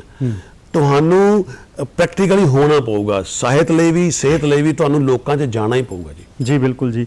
ਤੇ ਤੁਸੀਂ ਪਰਚੀ ਦੇ ਉੱਤੇ ਕਹਿੰਦੇ ਨੇ ਵੀ ਡਾਕਟਰ ਨਾ ਦਵਾਈ ਲਿਖ ਕੇ ਦੇ ਦਿੰਦਾ ਹੈ ਤੇ ਇਸ ਤੋਂ ਇਲਾਵਾ ਸ਼ਾਇਦ ਉਹ ਜ਼ਿਆਦਾ ਕੰਮ ਨਹੀਂ ਕਰਦਾ, ਵੀ ਉਸ ਦਾ ਮਕਸਦ ਇਹੀ ਹੁੰਦਾ ਹੈ ਕਿ ਮੇਰਾ ਮਰੀਜ਼ ਠੀਕ ਹੋ ਜਾਵੇ। ਪਰ ਜਦੋਂ ਇੱਕ ਡਾਕਟਰ ਸਾਹਿਤਕਾਰ ਬਣ ਜਾਂਦਾ ਹੈ ਤਾਂ ਉਸ ਦੀ ਉਡਾਨ ਸ਼ਕਤੀ ਹੋਰ ਵੀ ਹੋ ਜਾਂਦੀ ਹੈ। ਸਿਹਤ, ਸਾਹਿਤ ਤੇ ਸਤੀਸ਼ ਠੁਕਰਾਲ ਜੀ ਕੀ ਲਿਖਿਆ ਹੈ, ਅਸੀਂ ਤੁਹਾਡੇ ਕੋਲ ਕੁਝ ਸੁਣਨਾ ਚਾਹਾਂਗੇ ਤਾਂ ਜੋ ਇੱਕ ਸਾਹਿਤ ਦਾ ਰੰਗ ਵੀ ਨਾਲ ਨਾਲ ਚੱਲੇ ਤੇ ਸਿਹਤ ਦਾ ਰੰਗ ਵੀ ਨਾਲ ਨਾਲ ਚੱਲੇ। ਕਈ ਕੁਝ ਲਿਖਿਆ, ਜਿਵੇਂ ਮੇਰਾ ਇੱਕ ਗੀਤ, ਮੈਂ ਕਈ ਵਾਰੀ ਮੈਨੂੰ ਮੌਕਾ ਮਿਲਦਾ, ਮੈਂ ਧਾਰਮਿਕ ਸਟੇਜਾਂ 'ਤੇ ਕਈ ਵਾਰੀ ਜਾਣਾ ਹੈ, ਤੇ ਤੰਦਰੁਸਤੀ ਤੂੰ ਹੈ ਬਖਸ਼ ਐ ਦਾਤਾ, ਇਹ ਮੇਰੇ ਸਾਰੇ ਸਰੋਤਿਆਂ ਲਈ ਵੀ ਹੈ। ਤੰਦਰੁਸਤੀ ਤੂੰ ਬਖਸ਼ ਐ ਦਾਤਾ, ਕਿਸੇ ਨੂੰ ਰੋਗੀ ਰਹਿਣ ਨਾ ਦੇ, ਸੁਖਮਈ ਜੀਵਨ ਜੀਵੇ ਹਰ ਕੋਈ। ਤੰਦਰੁਸਤੀ ਤੂੰ ਬਖਸ਼ ਐ ਦਾਤਾ, ਕਿਸੇ ਨੂੰ ਰੋਗੀ ਰਹਿਣ ਨਾ ਦੇ, ਸੁਖਮਈ ਜੀਵਨ ਜੀਵੇ ਹਰ ਕੋਈ, ਦੁੱਖ ਨੂੰ ਨੇੜੇ ਬਹਿਣ ਨਾ ਦੇ। ਆਦਮ ਜਾਇਆ ਤੈਨੂੰ ਵਿਸਾਰਿਆ, ਹੋਂਦ ਤੇਰੀ ਝੁਠਲਾਉਂਦੇ ਨੇ, ਪੌਣ ਪਾਣੀ ਦੀ ਲੁੱਟ ਕੇ ਅਜ਼ਮਤ, ਤਰਤ ਚੋਂ ਜ਼ਹਿਰ ਉਗਾਉਂਦੇ ਨੇ, ਘਰ ਘਰ ਵਿੱਚ ਮਾਤਮ ਵੰਡਣ ਦੇ, ਮਨਸੂਬੇ ਪੂਰੇ ਲਹਿਣ ਨਾ ਦੇ। ਤੰਦਰੁਸਤੀ ਤੂੰ ਬਖਸ਼ ਐ ਦਾਤਾ, ਕਿਸੇ ਨੂੰ ਰੋਗੀ ਰਹਿਣ ਨਾ ਦੇ। ਕਿਸੇ ਨੂੰ ਰੋਗੀ ਰਹਿਣ ਨਾ ਦੇ। ਵਾਹ। ਇਹ ਰੋਗੀ ਸਿਰਫ ਆਪਣੇ ਸਰੀਰ ਤੱਕ ਨਹੀਂ ਮੇਰੇ ਖਿਆਲ ਸਮਝਣਾ ਚਾਹੀਦਾ, ਸਾਨੂੰ ਕੁਦਰਤ ਪ੍ਰਤੀ ਵੀ ਬੜੇ ਫਰਜ਼ ਨਿਭਾਉਣੇ ਪੈਣਗੇ। ਡਾਕਟਰ ਦਾ ਵੀ ਫਰਜ਼ ਬਣਦਾ ਹੈ ਕਿ ਆਪਣੇ ਮਰੀਜ਼ਾਂ ਨੂੰ ਦੱਸੇ ਵੀ ਅਸੀਂ ਕੁਦਰਤ ਨੂੰ ਕਿਵੇਂ ਸਾਂਭਣਾ ਹੈ। ਸਾਹਿਤਕਾਰ ਤੇ ਚਲੋ ਆਪਣਾ ਫਰਜ਼ ਨਿਭਾ ਹੀ ਰਹੇ ਨੇ, ਬੜਾ ਕੁਝ ਰੁੱਖਾਂ ਦੇ ਉੱਤੇ, ਹਵਾ ਪਾਣੀ ਦੇ ਉੱਤੇ ਲਿਖਿਆ ਜਾ ਰਿਹਾ ਹੈ। ਤੇ ਤੁਸੀਂ ਕੁਦਰਤ ਨੂੰ ਸਾਹਿਤ ਤੇ ਸਿਹਤ ਦੇ ਨਾਲ ਕਿਵੇਂ ਜੋੜਦੇ ਹੋ? ਸਾਹਿਤ ਔਰ ਸਿਹਤ 'ਚ ਹੈ ਹੀ ਕੁਦਰਤ ਹੈ ਜੀ। ਤੁਸੀਂ ਜੇ ਕੁਦਰਤ ਦੇ ਨਾਲ ਰਹੋਗੇ ਤਾਂ ਸਿਹਤਮੰਦ ਵੀ ਰਹੋਗੇ ਤੇ ਚੰਗੇ ਵਿਚਾਰ ਵੀ ਹੋਣਗੇ। ਕੁਦਰਤ ਤੋਂ ਬਾਗੀ ਹੋ ਜਾਓਗੇ। ਉਦਾਹਰਨ ਦੇ ਤੌਰ ਤੇ ਤੁਸੀਂ ਜਦੋਂ ਝੁੱਗੀ ਝੋਪੜੀਆਂ 'ਚ ਜਾਂਦੇ ਹੋ, ਸਰਦੀਆਂ ਦੀ ਰੁੱਤ ਹੁੰਦੀ ਹੈ, ਉਹਨਾਂ ਦੇ ਬੱਚੇ ਨੰਗੇ ਤੁਰੇ ਫਿਰਦੇ ਆ, ਬਿਲਕੁਲ ਬਿਮਾਰ ਘੱਟ ਹੁੰਦੇ ਆ। ਸਾਡੇ ਘਰਾਂ 'ਚ ਮਾੜੀ ਠੰਡ ਪੈਂਦੀ ਸੀ, 3-3 ਸਵੈਟਰ ਪਾ ਦਿੰਦੇ ਆ, ਉਹਨੂੰ ਹੱਥਾਂ ਦੇ ਦਸਤਾਨੇ ਪਾ ਦੇ, ਸਿਰ ਤੇ ਟੋਪੀ ਲਾਤੀ, ਰੋਜ਼ ਹੀ ਜ਼ੁਕਾਮ ਨਾਲ ਬੱਚੇ ਆਏ ਰਹਿੰਦੇ ਆ। ਬਿਲਕੁਲ ਕੁਦਰਤ ਨਾਲ ਰਹੋਗੇ, ਕੁਦਰਤੀ ਖਾਣ ਪੀਣ ਕਰੋਗੇ, ਕੁਦਰਤ ਨਾਲ ਕੱਪੜੇ ਪਹਿਨੋਗੇ ਤਾਂ ਤੁਸੀਂ ਤੰਦਰੁਸਤ ਹੀ ਰਹੋਗੇ, ਨਰੋਏ ਹੀ ਰਹੋਗੇ। ਤਾਂ ਇਹ ਤਾਂ ਬਹੁਤ ਜ਼ਰੂਰੀ ਹੈ ਜੀ, ਇਕੱਠੇ ਹੀ ਹੈ। ਤਾਂ ਤੇ ਕੀ ਅਸੀਂ ਅੱਜ ਦਾ ਮਨੁੱਖ ਕੁਦਰਤ ਪ੍ਰਤੀ ਆਪਣੀ ਜ਼ਿੰਮੇਵਾਰੀ ਨਿਭਾ ਰਿਹਾ ਹੈ? ਨਹੀਂ ਨਿਭਾ ਰਿਹਾ ਜੀ। ਉਹ ਮੈਂ ਇੱਕ ਗੱਲ ਕਹਿਣਾ ਨਾ, ਤੁਸੀਂ ਸਾਹਿਤ ਦੀ ਗੱਲ ਤੇ ਹੋ ਰਹੀ ਹੈ, ਜੀਵਨ ਦੀ ਜੇ ਮਹਿਕ ਮਾਨਣੀ, ਚੌਗਿਰਦਾ ਮਹਿਕਣ ਦਿਓ। ਜੀਵਨ ਦੀ ਜੇ ਮਹਿਕ ਮਾਨਣੀ, ਚੌਗਿਰਦਾ ਮਹਿਕਣ ਦਿਓ, ਧਰਤੀ ਪਾਣੀ ਹਵਾ ਸੰਭਾਲ, ਬਿਰਖਾਂ ਨੂੰ ਵਿਗਸਣ ਦਿਓ। ਤੇ ਜੇ ਅਸੀਂ ਬਿਰਖੇ ਹੀ ਵਿਕਸਣ ਨਹੀਂ ਦੇਣੇ, ਕੁਦਰਤ ਨੂੰ ਸਾਟੀ ਮਾਰੀ ਜਾਣੀ, ਕੁਦਰਤ ਨੂੰ ਲੁੱਟੀ ਪੁੱਟੀ ਜਾਣਾ ਹੈ, ਤਾਂ ਫਿਰ ਕੁਦਰਤ ਆਪਦੀ ਆਈ ਦੀ ਆਈ ਨਾ। ਹਿਮਾਚਲ 'ਚ ਵੇਖੋ ਕੀ ਕੁਛ ਹੋ ਗਿਆ।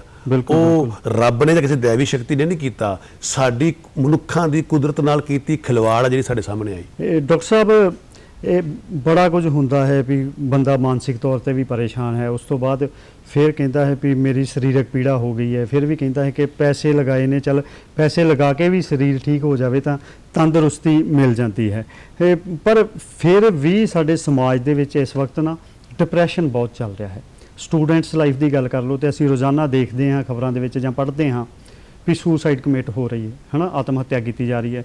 ਵੱਡੀ ਉਮਰ ਦੇ ਵਿੱਚ ਵੀ ਦੇਖ ਰਹੇ ਹਾਂ, ਔਰਤਾਂ ਦੇ ਵਿੱਚ ਵੀ ਦੇਖ ਰਹੇ ਹਾਂ। ਕਈ ਤਰ੍ਹਾਂ ਦੀਆਂ ਐਸੀਆਂ ਰਿਸ਼ਤਿਆਂ ਦੇ ਵਿੱਚ ਵੀ ਲਗਾਤਾਰ ਖਟਾਸ ਪੈਦਾ ਹੁੰਦੀ ਜਾ ਰਹੀ ਹੈ, ਰਿਸ਼ਤੇ ਵੀ ਟੁੱਟਦੇ ਭੱਜਦੇ ਜਾ ਰਹੇ ਨੇ।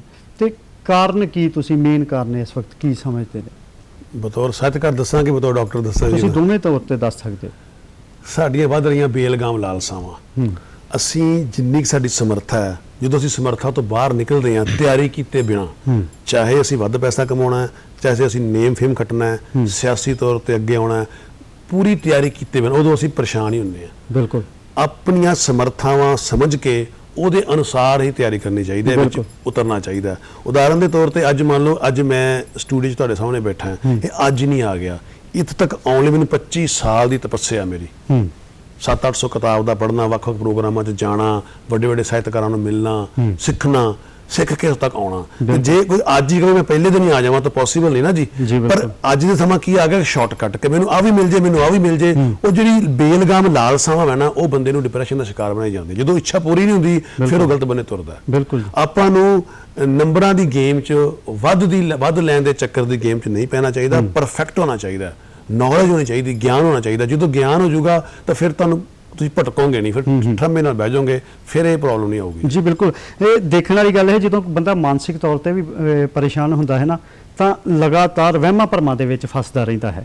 ਤੇ ਇੱਕ ਸਾਹਿਤਕਾਰ ਵਹਿਮਾਂ ਭਰਮਾਂ ਦੇ ਵਿੱਚੋਂ ਕੱਢਣ ਦੇ ਲਈ ਵੀ ਲਿਖਦਾ ਹੈ, ਵਹਿਮਾਂ ਭਰਮਾਂ ਦੇ ਖਿਲਾਫ ਵੀ ਲਿਖਦਾ ਹੈ, ਤੇ ਡਾਕਟਰ ਵੀ ਸਮਝਾਉਂਦਾ ਹੈ ਉਸ ਨੂੰ ਵੀ ਅਸੀਂ ਵਹਿਮਾਂ ਦੇ ਵਿੱਚ ਨਹੀਂ ਫਸਣਾ, ਬਲਕਿ ਡਾਇਗਨੋਸ ਕਰਾਓ, ਆਪਣੇ ਟੈਸਟ ਕਰਾਓ ਤੇ ਟ੍ਰੀਟਮੈਂਟ ਕਰਾਓ।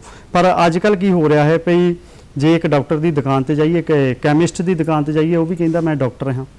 ਜੇ ਅਸੀਂ ਕਿਸੇ ਆਮ ਦੁਕਾਨ ਦੇ ਵਿੱਚ ਕੋਈ ਕਰਿਆਨੇ ਦੀ ਦੁਕਾਨ ਖੋਲ੍ਹ ਕੇ ਬੈਠਾ ਹੈ, ਉਹ ਵੀ ਕਹਿ ਰਿਹਾ ਹੈ ਕਿ ਮੈਂ ਫਲਾਣੀ ਦਵਾਈ ਦੀ ਰੋਗ ਦੀ ਦਵਾਈ ਦਿੰਦਾ ਪਿਆ ਹਾਂ। ਇਹ ਨੀਮ ਹਕੀਮ ਖਤਰਾ ਹੈ ਜਾਨ, ਹੈ ਨਾ, ਇਹ ਲਗਾਤਾਰ ਅਸੀਂ ਸੁਣਦੇ ਵੀ ਹਾਂ। ਕਿੰਨੇ ਕੁ ਖਤਰਨਾਕ ਸਾਬਤ ਹੋ ਰਹੇ ਨੇ ਜਿਹੜੇ ਘਰ ਡਾਕਟਰ ਬੈਠੇ ਹੋਏ ਨੇ। ਦੇਖੋ, ਇੱਕ ਇੱਥੇ ਥੋੜਾ ਜਿਹਾ ਸਵਾਲ ਥੋੜਾ ਵੱਡਾ ਹੈ, ਇਹਦਾ ਅਰਥ ਹੋਰ ਲੈ ਕੇ ਜਾਣਾ ਮੈਂ ਕਿ ਨੀਮ ਹਕੀਮ ਖਤਰਾ ਹੈ ਜਾਨ ਸ਼ੁਰੂ ਤੋਂ ਸੀ, ਅੱਜ ਵੀ ਹੈ ਤੇ ਕੱਲ ਵੀ ਰਹਿਣਾ। ਤੁਸੀਂ ਪੂਰਾ ਗਿਆਨ ਲਏ ਬਿਨਾ, ਤੁਸੀਂ ਕੱਲੀ ਜ਼ੁਕਾਮ ਲੱਗਾ, ਖੰਘ ਲੱਗੀ ਹੈ, ਖੰਘ ਦੀ ਦਵਾਈ ਦੇਤੀ, ਮੇਰੇ ਕੋਲ ਇਹ ਗੋਲੀ ਲੈ ਜਾ। ਪਰ ਜੇ ਉਹਨੂੰ ਖੰਘ ਕਰੋਨਾ ਕਰਕੇ ਸੀ, ਖੰਘ ਟੀਬੀ ਕਰਕੇ, ਉਹ ਤਾਂ ਵੇਖਿਆ ਨਹੀਂ ਤੁਸੀਂ। ਪੇਸ਼ੈਂਟ ਦਵਾਈ ਲੈ ਕੇ 3 ਦਿਨ ਘਰੇ ਰਹਿ ਗਿਆ ਤਾਂ ਮਰਜ਼ ਨੂੰ ਵਧਾ ਲੂਗਾ ਆਪਦੇ। ਜਿਵੇਂ ਇੱਕ ਵਕੀਲ ਬਣਨ ਲਈ LLB ਕੀਤੀ ਹੋਣੀ ਜ਼ਰੂਰੀ ਹੈ, ਇੱਕ ਜੱਜ ਬਣਨ ਲਈ ਜੁਡੀਸ਼ਰੀ ਦਾ ਐਗਜ਼ਾਮ ਜਾਂ ਟੈਸਟ, ਇੱਕ MLA ਬਣਨ ਲਈ MLA ਹੋਣਾ ਜ਼ਰੂਰੀ ਹੈ, ਇੱਕ ਡਾਕਟਰ ਬਣਨ ਲਈ ਡਾਕਟਰ ਦੀ ਡਿਗਰੀ ਹੋਣੀ ਜ਼ਰੂਰੀ ਹੈ। ਚਾਹੇ MBBS, ਚਾਹੇ BMS, ਚਾਹੇ BDS, ਚਾਹੇ BHMS। ਤੁਸੀਂ ਜਿਹੜੇ ਫੀਲਡ ਦੇ ਡਾਕਟਰ ਹੋ, ਤੁਸੀਂ ਉਸ ਫੀਲਡ ਦੇ ਮਾਹਰ ਹੋਵੋ, ਉਸ ਫੀਲਡ ਦੀ ਪੜ੍ਹਾਈ ਕੀਤੀ ਹੋਵੇ। ਤੇ ਮਰੀਜ਼ਾਂ ਨੂੰ ਵੀ ਦਵਾਈ ਦੇਖੋ, ਤੁਸੀਂ ਜਦੋਂ ਤੁਰੇ ਹੋ ਦਵਾਈ ਲੈਣ ਵਾਸਤੇ, ਤੁਸੀਂ ਕਿਸੇ ਘੱਟ ਪੜ੍ਹੇ ਕੋਲ ਵੀ ਜਾਣਾ ਹੈ, ਤੁਸੀਂ ਕੈਮਿਸਟ ਜਾਂ ਲੈਬ ਵਾਲੇ ਕੋਲ ਵੀ ਜਾਣਾ ਹੈ, ਤਾਂ ਤੁਸੀਂ ਪਰ ਦਵਾਈ ਤਾਂ ਡਾਕਟਰ ਕੋਲ ਲਾਓ ਨਾ। ਲੈਬ ਵਾਲੇ ਦਾ ਕੰਮ ਹੈ ਟੈਸਟ ਕਰਨਾ, ਡਾਕਟਰ ਦੇ ਲਿਖੇ ਟੈਸਟ ਕਰਨਾ। ਕੈਮਿਸਟ ਦਾ ਕੰਮ ਹੈ ਡਾਕਟਰ ਲਿਖੀ ਦਵਾਈ ਨੂੰ ਦੇਣਾ। ਤਾਂ ਤੁਸੀਂ ਜਿੱਥੇ ਮੈਂ ਮੰਨਦਾ ਕਿ ਜਿੱਥੇ ਡਾਕਟਰ ਬਹੁਤ ਮਹਿੰਗੇ ਆ, ਮੰਨ ਲਓ ਫੀਸਾਂ ਹੀ 700 ਲਈ ਜਾਂਦੇ, ਉੱਥੇ ਬੰਦੇ ਦੀ ਮਜਬੂਰੀ ਵੀ ਬਣ ਗਈ ਹੈ। ਕੁਛ ਇਹ ਵੀ ਹੈ, ਆਮ ਬੰਦਾ ਕੀ ਕਰੇ, ਦਵਾਈ ਤਾਂ 100 ਰੁਪਏ ਦੀ ਆਉਣੀ ਹੈ, ਤੇ ਪਹਿਲਾਂ 100 ਰੁਪਏ ਡਾਕਟਰ ਕੋਲ ਜਾਣ ਦਾ ਕਿਰਾਇਆ ਲੱਗ ਗਿਆ, ਤੇ 700 ਡਾਕਟਰ ਨੇ ਫੀਸ ਲੈ ਲਈ। ਉੱਥੇ ਮਰੀਜ਼ ਦੀ ਮਜਬੂਰੀ ਸਮਝ ਆਉਂਦੀ ਹੈ। ਪਰ ਜਿਹੜੇ ਸਾਡੇ ਵਰਗੇ ਛੋਟੇ ਪਿੰਡ, ਕਸਬੇ, ਟਾਊਨ ਆ, ਜਿੱਥੇ ਡਾਕਟਰ ਫੀਸ ਲੈਂਦੇ ਹੀ ਨਹੀਂ, ਜਿੱਥੇ ਸਾਡੇ ਵਰਗੇ ਡਾਕਟਰ 50 ਜਾਂ 80 ਰੁਪਏ 'ਚ ਦਵਾਈ ਵੀ ਨਾਲ ਦਿੰਦੇ ਪਏ ਮਰੀਜ਼ ਨੂੰ ਇੱਕ ਦਿਨ ਦੀ, ਤਾਂ ਉੱਥੇ ਡਾਕਟਰ ਕੋਲ ਜਾਣ ਤੋਂ ਕੀ ਇਤਰਾਜ਼। ਬਿਲਕੁਲ। ਉੱਥੇ ਲੋਕਾਂ ਨੂੰ, ਮਰੀਜ਼ਾਂ ਨੂੰ ਆਪਣੀ ਸਿਹਤ ਵੱਲ ਪਹਿਲਾਂ ਧਿਆਨ ਦੇਣਾ ਚਾਹੀਦਾ ਹੈ ਕਿ ਡਾਇਗਨੋਸ ਕੀ ਹੈ। ਡਾਇਗਨੋਸ ਕਰਨ ਦੀ ਜਿਹੜੀ ਤਾਕਤ ਹੈ ਜਾਂ ਜਿਹੜੀ ਸਮਰੱਥਾ ਹੈ, ਉਹ ਡਾਕਟਰ ਨੂੰ ਮਿਲਦੀ ਹੈ, ਕਿਉਂਕਿ ਕਿਤਾਬਾਂ ਬਹੁਤ ਪੜ੍ਹ ਚੁੱਕਾ ਹੁੰਦਾ। ਇੱਕ ਡਾਕਟਰ ਬਣਨ ਲਈ ਮਿਨੀਮਮ 15 ਤੋਂ 16 ਘੰਟੇ ਪੜ੍ਹਨਾ ਪੈਂਦਾ, ਔਰ +2 ਤੋਂ ਬਾਅਦ ਸ਼ੁਰੂ ਹੋ ਜਾਂਦਾ ਪੜ੍ਹਾਈ। ਉਹ +2 ਤੋਂ ਬਾਅਦ ਉਹਨੇ ਮੈਡੀਕਲ ਦੀ ਪੜ੍ਹਾਈ ਕੀਤੀ, ਫਿਰ ਉਹਨੇ ਨੀਟ ਦਾ ਟੈਸਟ ਦਿੱਤਾ, ਫਿਰ ਉਹ ਆਪਣੀ 5 ਸਾਲ ਦਾ ਕੋਰਸ ਕੀਤਾ ਹੋਗਾ, ਉਹਨੇ ਸਪੈਸ਼ਲਿਟੀ ਲਈ। ਤਾਂ ਇੰਨੀ ਪੜ੍ਹਾਈ ਕਰਨ ਤੋਂ ਬਾਅਦ ਡਾਕਟਰ ਦੀ ਕੁਰਸੀ ਮਿਲਦੀ ਹੈ। ਇੱਕ ਮਰੀਜ਼ ਨੂੰ ਨੀਮ ਹਕੀਮ ਦੇ ਮਤਲਬ ਜੋ ਉਹਦੀ ਜਿਹੜੀ ਤੁਸੀਂ ਗੱਲ ਕਹੀ ਹੈ, ਉਹਨਾਂ ਕੋਲ ਜਾਣ ਦੀ ਬਜਾਏ ਜਾਂ ਆਨਲਾਈਨ ਡਾਕਟਰੀ ਸਹੂਲਤ ਲੱਭਣ ਦੀ ਬਜਾਏ ਡਾਕਟਰ ਕੋਲ ਜਾ ਕੇ ਇਲਾਜ ਕਰਾਉਣਾ ਚਾਹੀਦਾ। ਤੇ ਮਨੋਰੋਗੀ ਵਹਿਮਾਂ ਦੇ ਸ਼ਿਕਾਰ ਬਣਦੇ ਨੇ। ਹਾਂ, ਉਹ ਵੇਖੋ ਅੱਜ ਵੀ ਜਿਹਨੂੰ ਕਿਸੇ ਨੂੰ ਚਿਕਨ ਪੌਕਸ ਹੋ ਗਿਆ, ਕੋਈ ਝਾੜਾ ਕਰੀ ਜਾਂਦਾ ਜਾਂ ਕੋਈ ਹੱਥ ਹੌਲਾ ਕਰੀ ਜਾਂਦਾ, ਕਿਸੇ ਨੂੰ ਮੰਨ ਲਓ ਇੱਥੇ ਅੱਖਾਂ ਤੇ ਸਟਾਈ ਹੋ ਜਾਂਦੀ, ਹੱਥ ਹੌਲਾ ਕਰਾਉਣ ਚਲਾ ਜਾਂਦਾ, ਉਹ ਗਲਤ ਹੈ। ਇਹਦੇ ਇੰਨੇ ਵਧੀਆ ਘਰੇਲੂ ਨੁਸਖੇ ਹੈ, ਇੰਨੇ ਵਧੀਆ ਕੁਦਰਤੀ ਘਰੇ ਹੀ ਇਲਾਜ ਕਰ ਸਕਦੇ ਆਪਾਂ ਇਹਨਾਂ ਚੀਜ਼ਾਂ ਦੇ, ਕਿ ਆਪਾਂ ਨੂੰ ਡਾਕਟਰ ਕੋਲ ਜਾਣ ਦੀ ਜਾਂ ਨੀਮ ਹਕੀਮ ਕੋਲ ਜਾਂ ਵਹਿਮਾਂ ਭਰਮਾਂ 'ਚ ਪੈਣ ਦੀ ਲੋੜ ਨਹੀਂ। ਵਿਗਿਆਨ ਤੁਹਾਨੂੰ ਵਹਿਮਾਂ ਭਰਮਾਂ 'ਚੋਂ ਕੱਢਦਾ ਹੋਇਆ, ਤੇ ਵਿਗਿਆਨਿਕ ਗੱਲ ਹੀ ਦਰੁਸਤ ਹੈ। ਜੀ ਬਿਲਕੁਲ ਜੀ। ਤੁਸੀਂ ਨਿੱਕੇ ਸ਼ਹਿਰਾਂ ਦੇ ਪਿੰਡਾਂ ਦੀ ਗੱਲ ਕੀਤੀ ਵੀ ਅਸੀਂ ਨਿੱਕੇ ਸ਼ਹਿਰਾਂ ਪਿੰਡਾਂ 'ਚ ਬਹੁਤ ਵੱਡੇ ਸਾਹਿਤਕਾਰ ਵੀ ਹੋਏ ਨੇ ਤੇ ਡਾਕਟਰ ਵੀ ਹੋ, ਤੇ ਤੁਸੀਂ ਵੀ ਬਤੌਰ ਡਾਕਟਰ ਕੰਮ ਕਰ ਰਹੇ ਹੋ। ਅੱਜ ਦੂਰਦਰਸ਼ਨ ਦੇ ਵਿਹੜੇ ਵਿੱਚ ਅਸੀਂ ਬੈਠ ਕੇ ਗੱਲਾਂ ਕਰ ਰਹੇ ਹਾਂ, ਤੇ ਕਦੀ ਕੋਈ ਡਾਕਟਰੀ ਪੇਸ਼ੇ 'ਚ ਦਿੱਕਤਾਂ ਦਾ ਸਾਹਮਣਾ ਕਰਨਾ ਪਿਆ? ਬਹੁਤ ਕਰਨੇ ਪੈਂਦੇ ਆ ਜੀ, ਕਿਉਂਕਿ ਅਸੀਂ ਛੋਟੇ ਸ਼ਹਿਰਾਂ ਨੂੰ ਬਿਲੋਂਗ ਕਰਨ ਵਾਲੇ ਡਾਕਟਰ ਹਾਂ। ਮੈਂ ਜਦੋਂ ਡਾਕਟਰ ਬਣਿਆ ਸਰ, ਮੈਨੂੰ ਮੇਰੇ ਵੱਡੇ ਦੱਸਦੇ ਆ ਕਿ ਮੇਰੇ ਤੋਂ ਪਹਿਲਾਂ ਕੋਈ ਡਿਗਰੀ ਵਾਲਾ ਡਾਕਟਰ ਨਹੀਂ ਸੀਗਾ। ਟੈਸਟ PMT ਦਾ ਪਹਿਲਾਂ ਮੈਂ ਹੀ ਕਲੀਅਰ ਕੀਤਾ ਆਪਦੇ ਸ਼ਹਿਰ 'ਚ, ਤੇ ਮੇਰੇ ਤੋਂ ਬਾਅਦ ਤਾਂ ਬੜੇ ਡਾਕਟਰ ਬਣ ਗਏ, ਪਰਮਾਤਮਾ ਹੋਰ ਲੋਕਾਂ ਨੂੰ ਬਣਾਵੇ। ਦਿੱਕਤਾਂ ਸਾਨੂੰ ਕੀ ਹੁੰਦੀਆਂ ਕਿ ਸਾਡੇ ਸ਼ਹਿਰਾਂ ਵਿੱਚ ਜਿਹੜੇ ਪੇਸ਼ੈਂਟ ਹੈ ਨਾ, ਉਹ ਹਜੇ ਵੀ, ਜਿਵੇਂ ਤੁਸੀਂ ਪਹਿਲਾਂ ਗੱਲ ਕੀਤੀ, ਮੰਨ ਲਓ ਕਿਸੇ ਕਰਿਆਨੇ ਕੋਲ ਗੋਲੀਆਂ ਪਈਆਂ ਜਾਂ ਕਿਸੇ ਸ਼ੋਕ ਮੈਡੀਕਲ ਲੈਬ 'ਚ ਕੋਈ ਫੈਸਿਲਿਟੀ ਹੈਗੀ ਹੈ ਜਾਂ ਕੋਈ ਹੋਲਸੇਲਰ ਹੈ, ਉਹ ਉਹਨਾਂ ਕੋਲ ਜਾਣ ਕੋਈ ਦਿੱਕਤ ਨਹੀਂ। ਪਰ ਪੇਸ਼ੈਂਟ ਸਾਡੇ ਕੋਲ ਆ ਕੇ ਜਦੋਂ ਕੰਪੈਰੀਜ਼ਨ ਕਰਦਾ ਨਾ, ਡਾਇਗਨੋਜ਼ ਨੂੰ ਚੈਲੰਜ ਕਰਦਾ ਜਾਂ ਘਰੋਂ ਹੀ ਰਿਪੋਰਟਾਂ ਲੈ ਕੇ ਆ ਜਾਂਦਾ, ਜੀ ਮੈਂ ਤਾਂ ਜੀ ਟੈਸਟ ਸੈੱਲ ਚੈੱਕ ਕਰਾ ਲਿਆ, ਇਲਾਜ ਕਰ ਦਿਓ। ਮੈਂ ਕਹਿੰਦਾ ਯਾਰ ਤੇਰੇ ਸੈੱਲ ਤਾਂ ਠੀਕ ਹੈਗੇ ਆ, ਇਹਨੂੰ ਹੋਰ ਟੈਸਟਾਂ ਦੀ ਲੋੜ ਹੈ, ਉਹ ਨਹੀਂ ਮੈਂ ਕਰਾਉਣੇ ਜੀ। ਆਹ ਮੈਂ ਟੈਸਟ ਕਰਾਏ ਆ ਤੇ ਇਹਦੇ ਇਲਾਜ ਕਰੋ, ਜਾਂ ਮੈਂ ਤਾਂ ਜੀ ਆਹ ਹੀ ਦਵਾਈਆਂ ਖਾਣੀ, ਮੈਨੂੰ ਰੰਗ ਐਸ ਦੀ ਗੋਲੀ ਦਿਓ। ਜੇ ਕਈ ਵਾਰ ਸਾਡੀ ਕੰਪਨੀ ਬਦਲ ਜਾਂਦੀ ਹੈ, ਅਸੀਂ ਤਾਂ ਉਹੀ ਗੋਲੀ ਲੈਣੀ ਹੈ ਜੀ। ਬਿਲਕੁਲ। ਤਾਂ ਉਹ ਸਾਨੂੰ ਦਿੱਕਤਾਂ ਬਹੁਤ ਆਉਂਦੀਆਂ। ਮਰੀਜ਼ਾਂ ਨੂੰ ਇਹ ਚਾਹੀਦਾ ਹੈ ਕਿ ਵੇਖੋ, ਤੰਦਰੁਸਤ ਰਹਿਣਾ ਸਾਡੇ ਜੀਵਨ ਦਾ ਸਰੋਕਾਰ ਹੋਣਾ ਚਾਹੀਦਾ। ਤੰਦਰੁਸਤੀ ਲਈ ਕੋਈ ਕੀਮਤ ਨਹੀਂ। ਮੈਂ ਇਹ ਨਹੀਂ ਕਹਿੰਦਾ ਕਿ ਡਾਕਟਰ ਜਿਹੜੇ ਮਹਿੰਗੇ ਉਹ ਡਾਕਟਰ ਗਲਤ ਹੈ, ਸਾਨੂੰ ਮਰੀਜ਼ ਪੱਖੀ ਹੋਣਾ ਚਾਹੀਦਾ। ਅਸੀਂ ਡਾਕਟਰੀ ਧੰਦੇ ਨੂੰ ਉਦਯੋਗ ਨਹੀਂ ਬਣਾ ਸਕਦੇ। ਉਦਯੋਗਿਕ ਹੋਣਾ ਹੋਰ ਗੱਲ ਹੈ, ਕਾਰਪੋਰੇਟ ਹੋਣਾ ਹੋਰ ਗੱਲ ਹੈ। ਅੱਜ ਮੇਰੇ ਇੱਕ ਤਰਾਸਦੀ ਹੈ ਕਿ ਬੜੇ ਬਿਜ਼ਨਸਮੈਨਾਂ ਨੇ ਹਸਪਤਾਲ ਖੋਲ ਲਏ, ਜਿੱਥੇ ਮਰੀਜ਼ਾਂ ਦੀ ਅਸਿੱਧੇ ਢੰਗ ਨਾਲ ਲੁੱਟ ਹੋ ਰਹੀ ਹੈ, ਜਿਹਦੇ ਮੈਂ ਖਿਲਾਫ ਹਾਂ। ਮਰੀਜ਼ ਦੀ ਜ਼ਿੰਦਗੀ ਔਰ ਮਰੀਜ਼ ਦੀ ਜੇਬ ਪਹਿਲਾਂ। ਤੰਦਰੁਸਤੀ ਦੀ ਕੀਮਤ ਨਹੀਂ ਵੱਧ ਹੋਣੀ ਚਾਹੀਦੀ, ਪਰ ਮਰੀਜ਼ਾਂ ਨੂੰ ਵੀ ਡਾਕਟਰ ਤੇ ਭਰੋਸਾ ਕਰਨਾ ਚਾਹੀਦਾ, ਡਾਕਟਰ ਤੇ ਨਿਰਭਰ ਰਹਿਣਾ ਚਾਹੀਦਾ। ਕੋਈ ਵੀ ਡਾਕਟਰ ਛੇਤੀ ਕਿਤੇ ਕਿਸੇ ਮਰੀਜ਼ ਦਾ ਨੁਕਸਾਨ ਕਰਕੇ ਰਾਜੀ ਨਹੀਂ। ਇਹ ਤੁਸੀਂ ਬਿਲਕੁਲ ਸਹੀ ਗੱਲ ਕਹੀ ਹੈ, ਕਿਉਂਕਿ ਇਹ ਜੋ ਤੁਸੀਂ ਗੱਲ ਕਹੀ ਹੈ ਇੱਕ ਸਾਹਿਤਕਾਰ ਹੀ ਸਮਝ ਸਕਦਾ ਹੈ, ਤੇ ਇੱਕ ਸਾਹਿਤਕਾਰ ਜਦੋਂ ਡਾਕਟਰ ਬਣ ਜਾਂਦਾ ਹੈ ਜਾਂ ਡਾਕਟਰ ਸਾਹਿਤਕਾਰ ਬਣ ਜਾਂਦਾ ਹੈ, ਉਹੀ ਦੱਸ ਸਕਦਾ ਹੈ, ਉਹੀ ਸੋਚ ਸਕਦਾ ਹੈ, ਉਹੀ ਸਮਝ ਸਕਦਾ ਹੈ। ਡਾਕਟਰੀ ਪੇਸ਼ੇ ਨੂੰ ਲੈ ਕੇ ਕਦੀ ਕੋਈ ਕਲਮ ਚੱਲੀ ਹੋਏ ਸਾਹਿਤ ਦੇ ਖੇਤਰ ਦੇ ਵਿੱਚ ਜਾਂਦੇ ਚੱਲੀਆਂ। ਇੱਕ ਤੁਹਾਨੂੰ ਛੋਟੀ ਜਿਹੀ ਮੇਰੀ ਕਵਿਤਾ ਵਾ, ਉਹਦਾ ਇੱਕ ਛੋਟਾ ਜਿਹਾ ਪਾਰਟ ਮੈਂ ਤੁਹਾਨੂੰ ਸੁਣਾਉਂਗਾ, ਕੋਈ ਲੰਬੀ ਕਵਿਤਾ ਹੋਣੀ ਨਹੀਂ ਇੱਥੇ ਪੂਰੀ। ਜੀ। ਜਿਹੜੇ ਲੋਕ ਡਾਕਟਰਾਂ ਨੂੰ ਥੋੜਾ ਜਿਹਾ ਸ਼ੱਕ ਦੀ ਨਿਗਾਹ ਨਾਲ ਵੇਖਦੇ ਆ, ਤੁਸੀਂ ਕਿਉਂ ਭੁੱਲਦੇ ਹੋ ਕਿ ਪੋਹ ਮਾਘ ਦੀ ਯਖ ਜਿਹੀ ਰਾਤ, ਕਿਸੇ ਬਾਲੜੀ ਦੀ ਵੱਖੀ ਪੀੜ, ਕੁੰਗੜ ਦੇ ਅੱਖਾਂ ਮਲਦੇ ਉੱਠ ਕੇ ਇਹੀ ਦੂਰ ਕਰਦੇ ਹਨ। ਦਿਲ ਦੇ ਦੌਰੇ ਕਾਰਨ ਮੌਤ ਦੀ ਦਹਲੀਜ਼ ਉੱਤੇ ਪੈਰ ਧਰ ਚੁੱਕੇ ਜਵਾਨ ਧੀਆਂ ਦੇ ਅੱਧਖੜ ਪਿਓ ਨੂੰ ਸੁੱਖੀ ਸਾਂਦੀ ਘਰ ਪਹੁੰਚਾਉਣ ਵਿੱਚ ਇਹੀ ਸਹਾਈ ਹੁੰਦੇ ਹਨ। ਕਿਸੇ ਬਜ਼ੁਰਗ ਮਾਂ ਨੂੰ ਮੋਤੀਏ ਤੋਂ ਨਿਜਾਤ ਦਵਾ, ਉਸ ਦੀਆਂ ਅਲਸਾਈਆਂ ਅੱਖਾਂ ਦੀ ਰੌਸ਼ਨੀ ਦੇ ਮੁੜ ਸੂਤਰਧਾਰ ਇਹੀ ਬਣਦੇ ਹਨ। ਤੇ ਕਰੋਨਾ ਜਿਹੀ ਮਹਾਮਾਰੀ ਦੇ ਕਹਿਰ ਦੌਰਾਨ ਤੁਹਾਡੇ ਜੀਆਂ ਦੀ ਸਲਾਮਤੀ ਲਈ ਆਪਣੀ ਜਾਨ ਤਲੀ ਤੇ ਧਰ ਕੇ ਹਕਮਤੀ ਮੋਰਚਿਆਂ ਤੇ ਇਹੀ ਡਟਦੇ ਹਨ। ਕਿਆ ਬਾਤ। ਤੇ ਡਾਕਟਰ ਇਹੀ ਜ਼ਿੰਦਗੀ ਜਿਉਂਦੇ ਹਨ। ਡਾਕਟਰਾਂ ਦਾ ਸਤਿਕਾਰ ਕਰੋ, ਡਾਕਟਰਾਂ ਦੀ ਕਦਰ ਕਰੋ, ਡਾਕਟਰ ਚੰਗੇ ਹੀ ਹੁੰਦੇ ਆ ਜੀ। ਬਿਲਕੁਲ ਜੀ, ਡਾਕਟਰ ਵੀ ਚੰਗੇ ਹੁੰਦੇ ਨੇ, ਸਾਹਿਤਕਾਰ ਵੀ ਚੰਗੇ ਹੁੰਦੇ, ਤੇ ਆਪਾਂ ਰਲ ਕੇ ਇੱਕ ਚੰਗਾ ਸਾਹਿਤ ਪੜ੍ਹੀਏ ਤੇ ਚੰਗਾ ਸਮਾਜ ਸਿਰਜੀਏ, ਤਾਂ ਜੋ ਸਾਡਾ ਸਾਹਿਤ ਵੀ ਬਚਿਆ ਰਹੇ ਤੇ ਸਾਡੀ ਸਿਹਤ ਵੀ ਬਚੀ ਰਹੇ। ਡਾਕਟਰ ਸਾਹਿਬ, ਤੁਸੀਂ ਸਟੂਡੀਓ ਵਿੱਚ ਆਏ, ਤੁਹਾਡਾ ਬਹੁਤ ਬਹੁਤ ਧੰਨਵਾਦ। ਧੰਨਵਾਦ। ਦਰਸ਼ਕੋ, ਤੁਹਾਡਾ ਵੀ ਬਹੁਤ ਬਹੁਤ ਧੰਨਵਾਦ।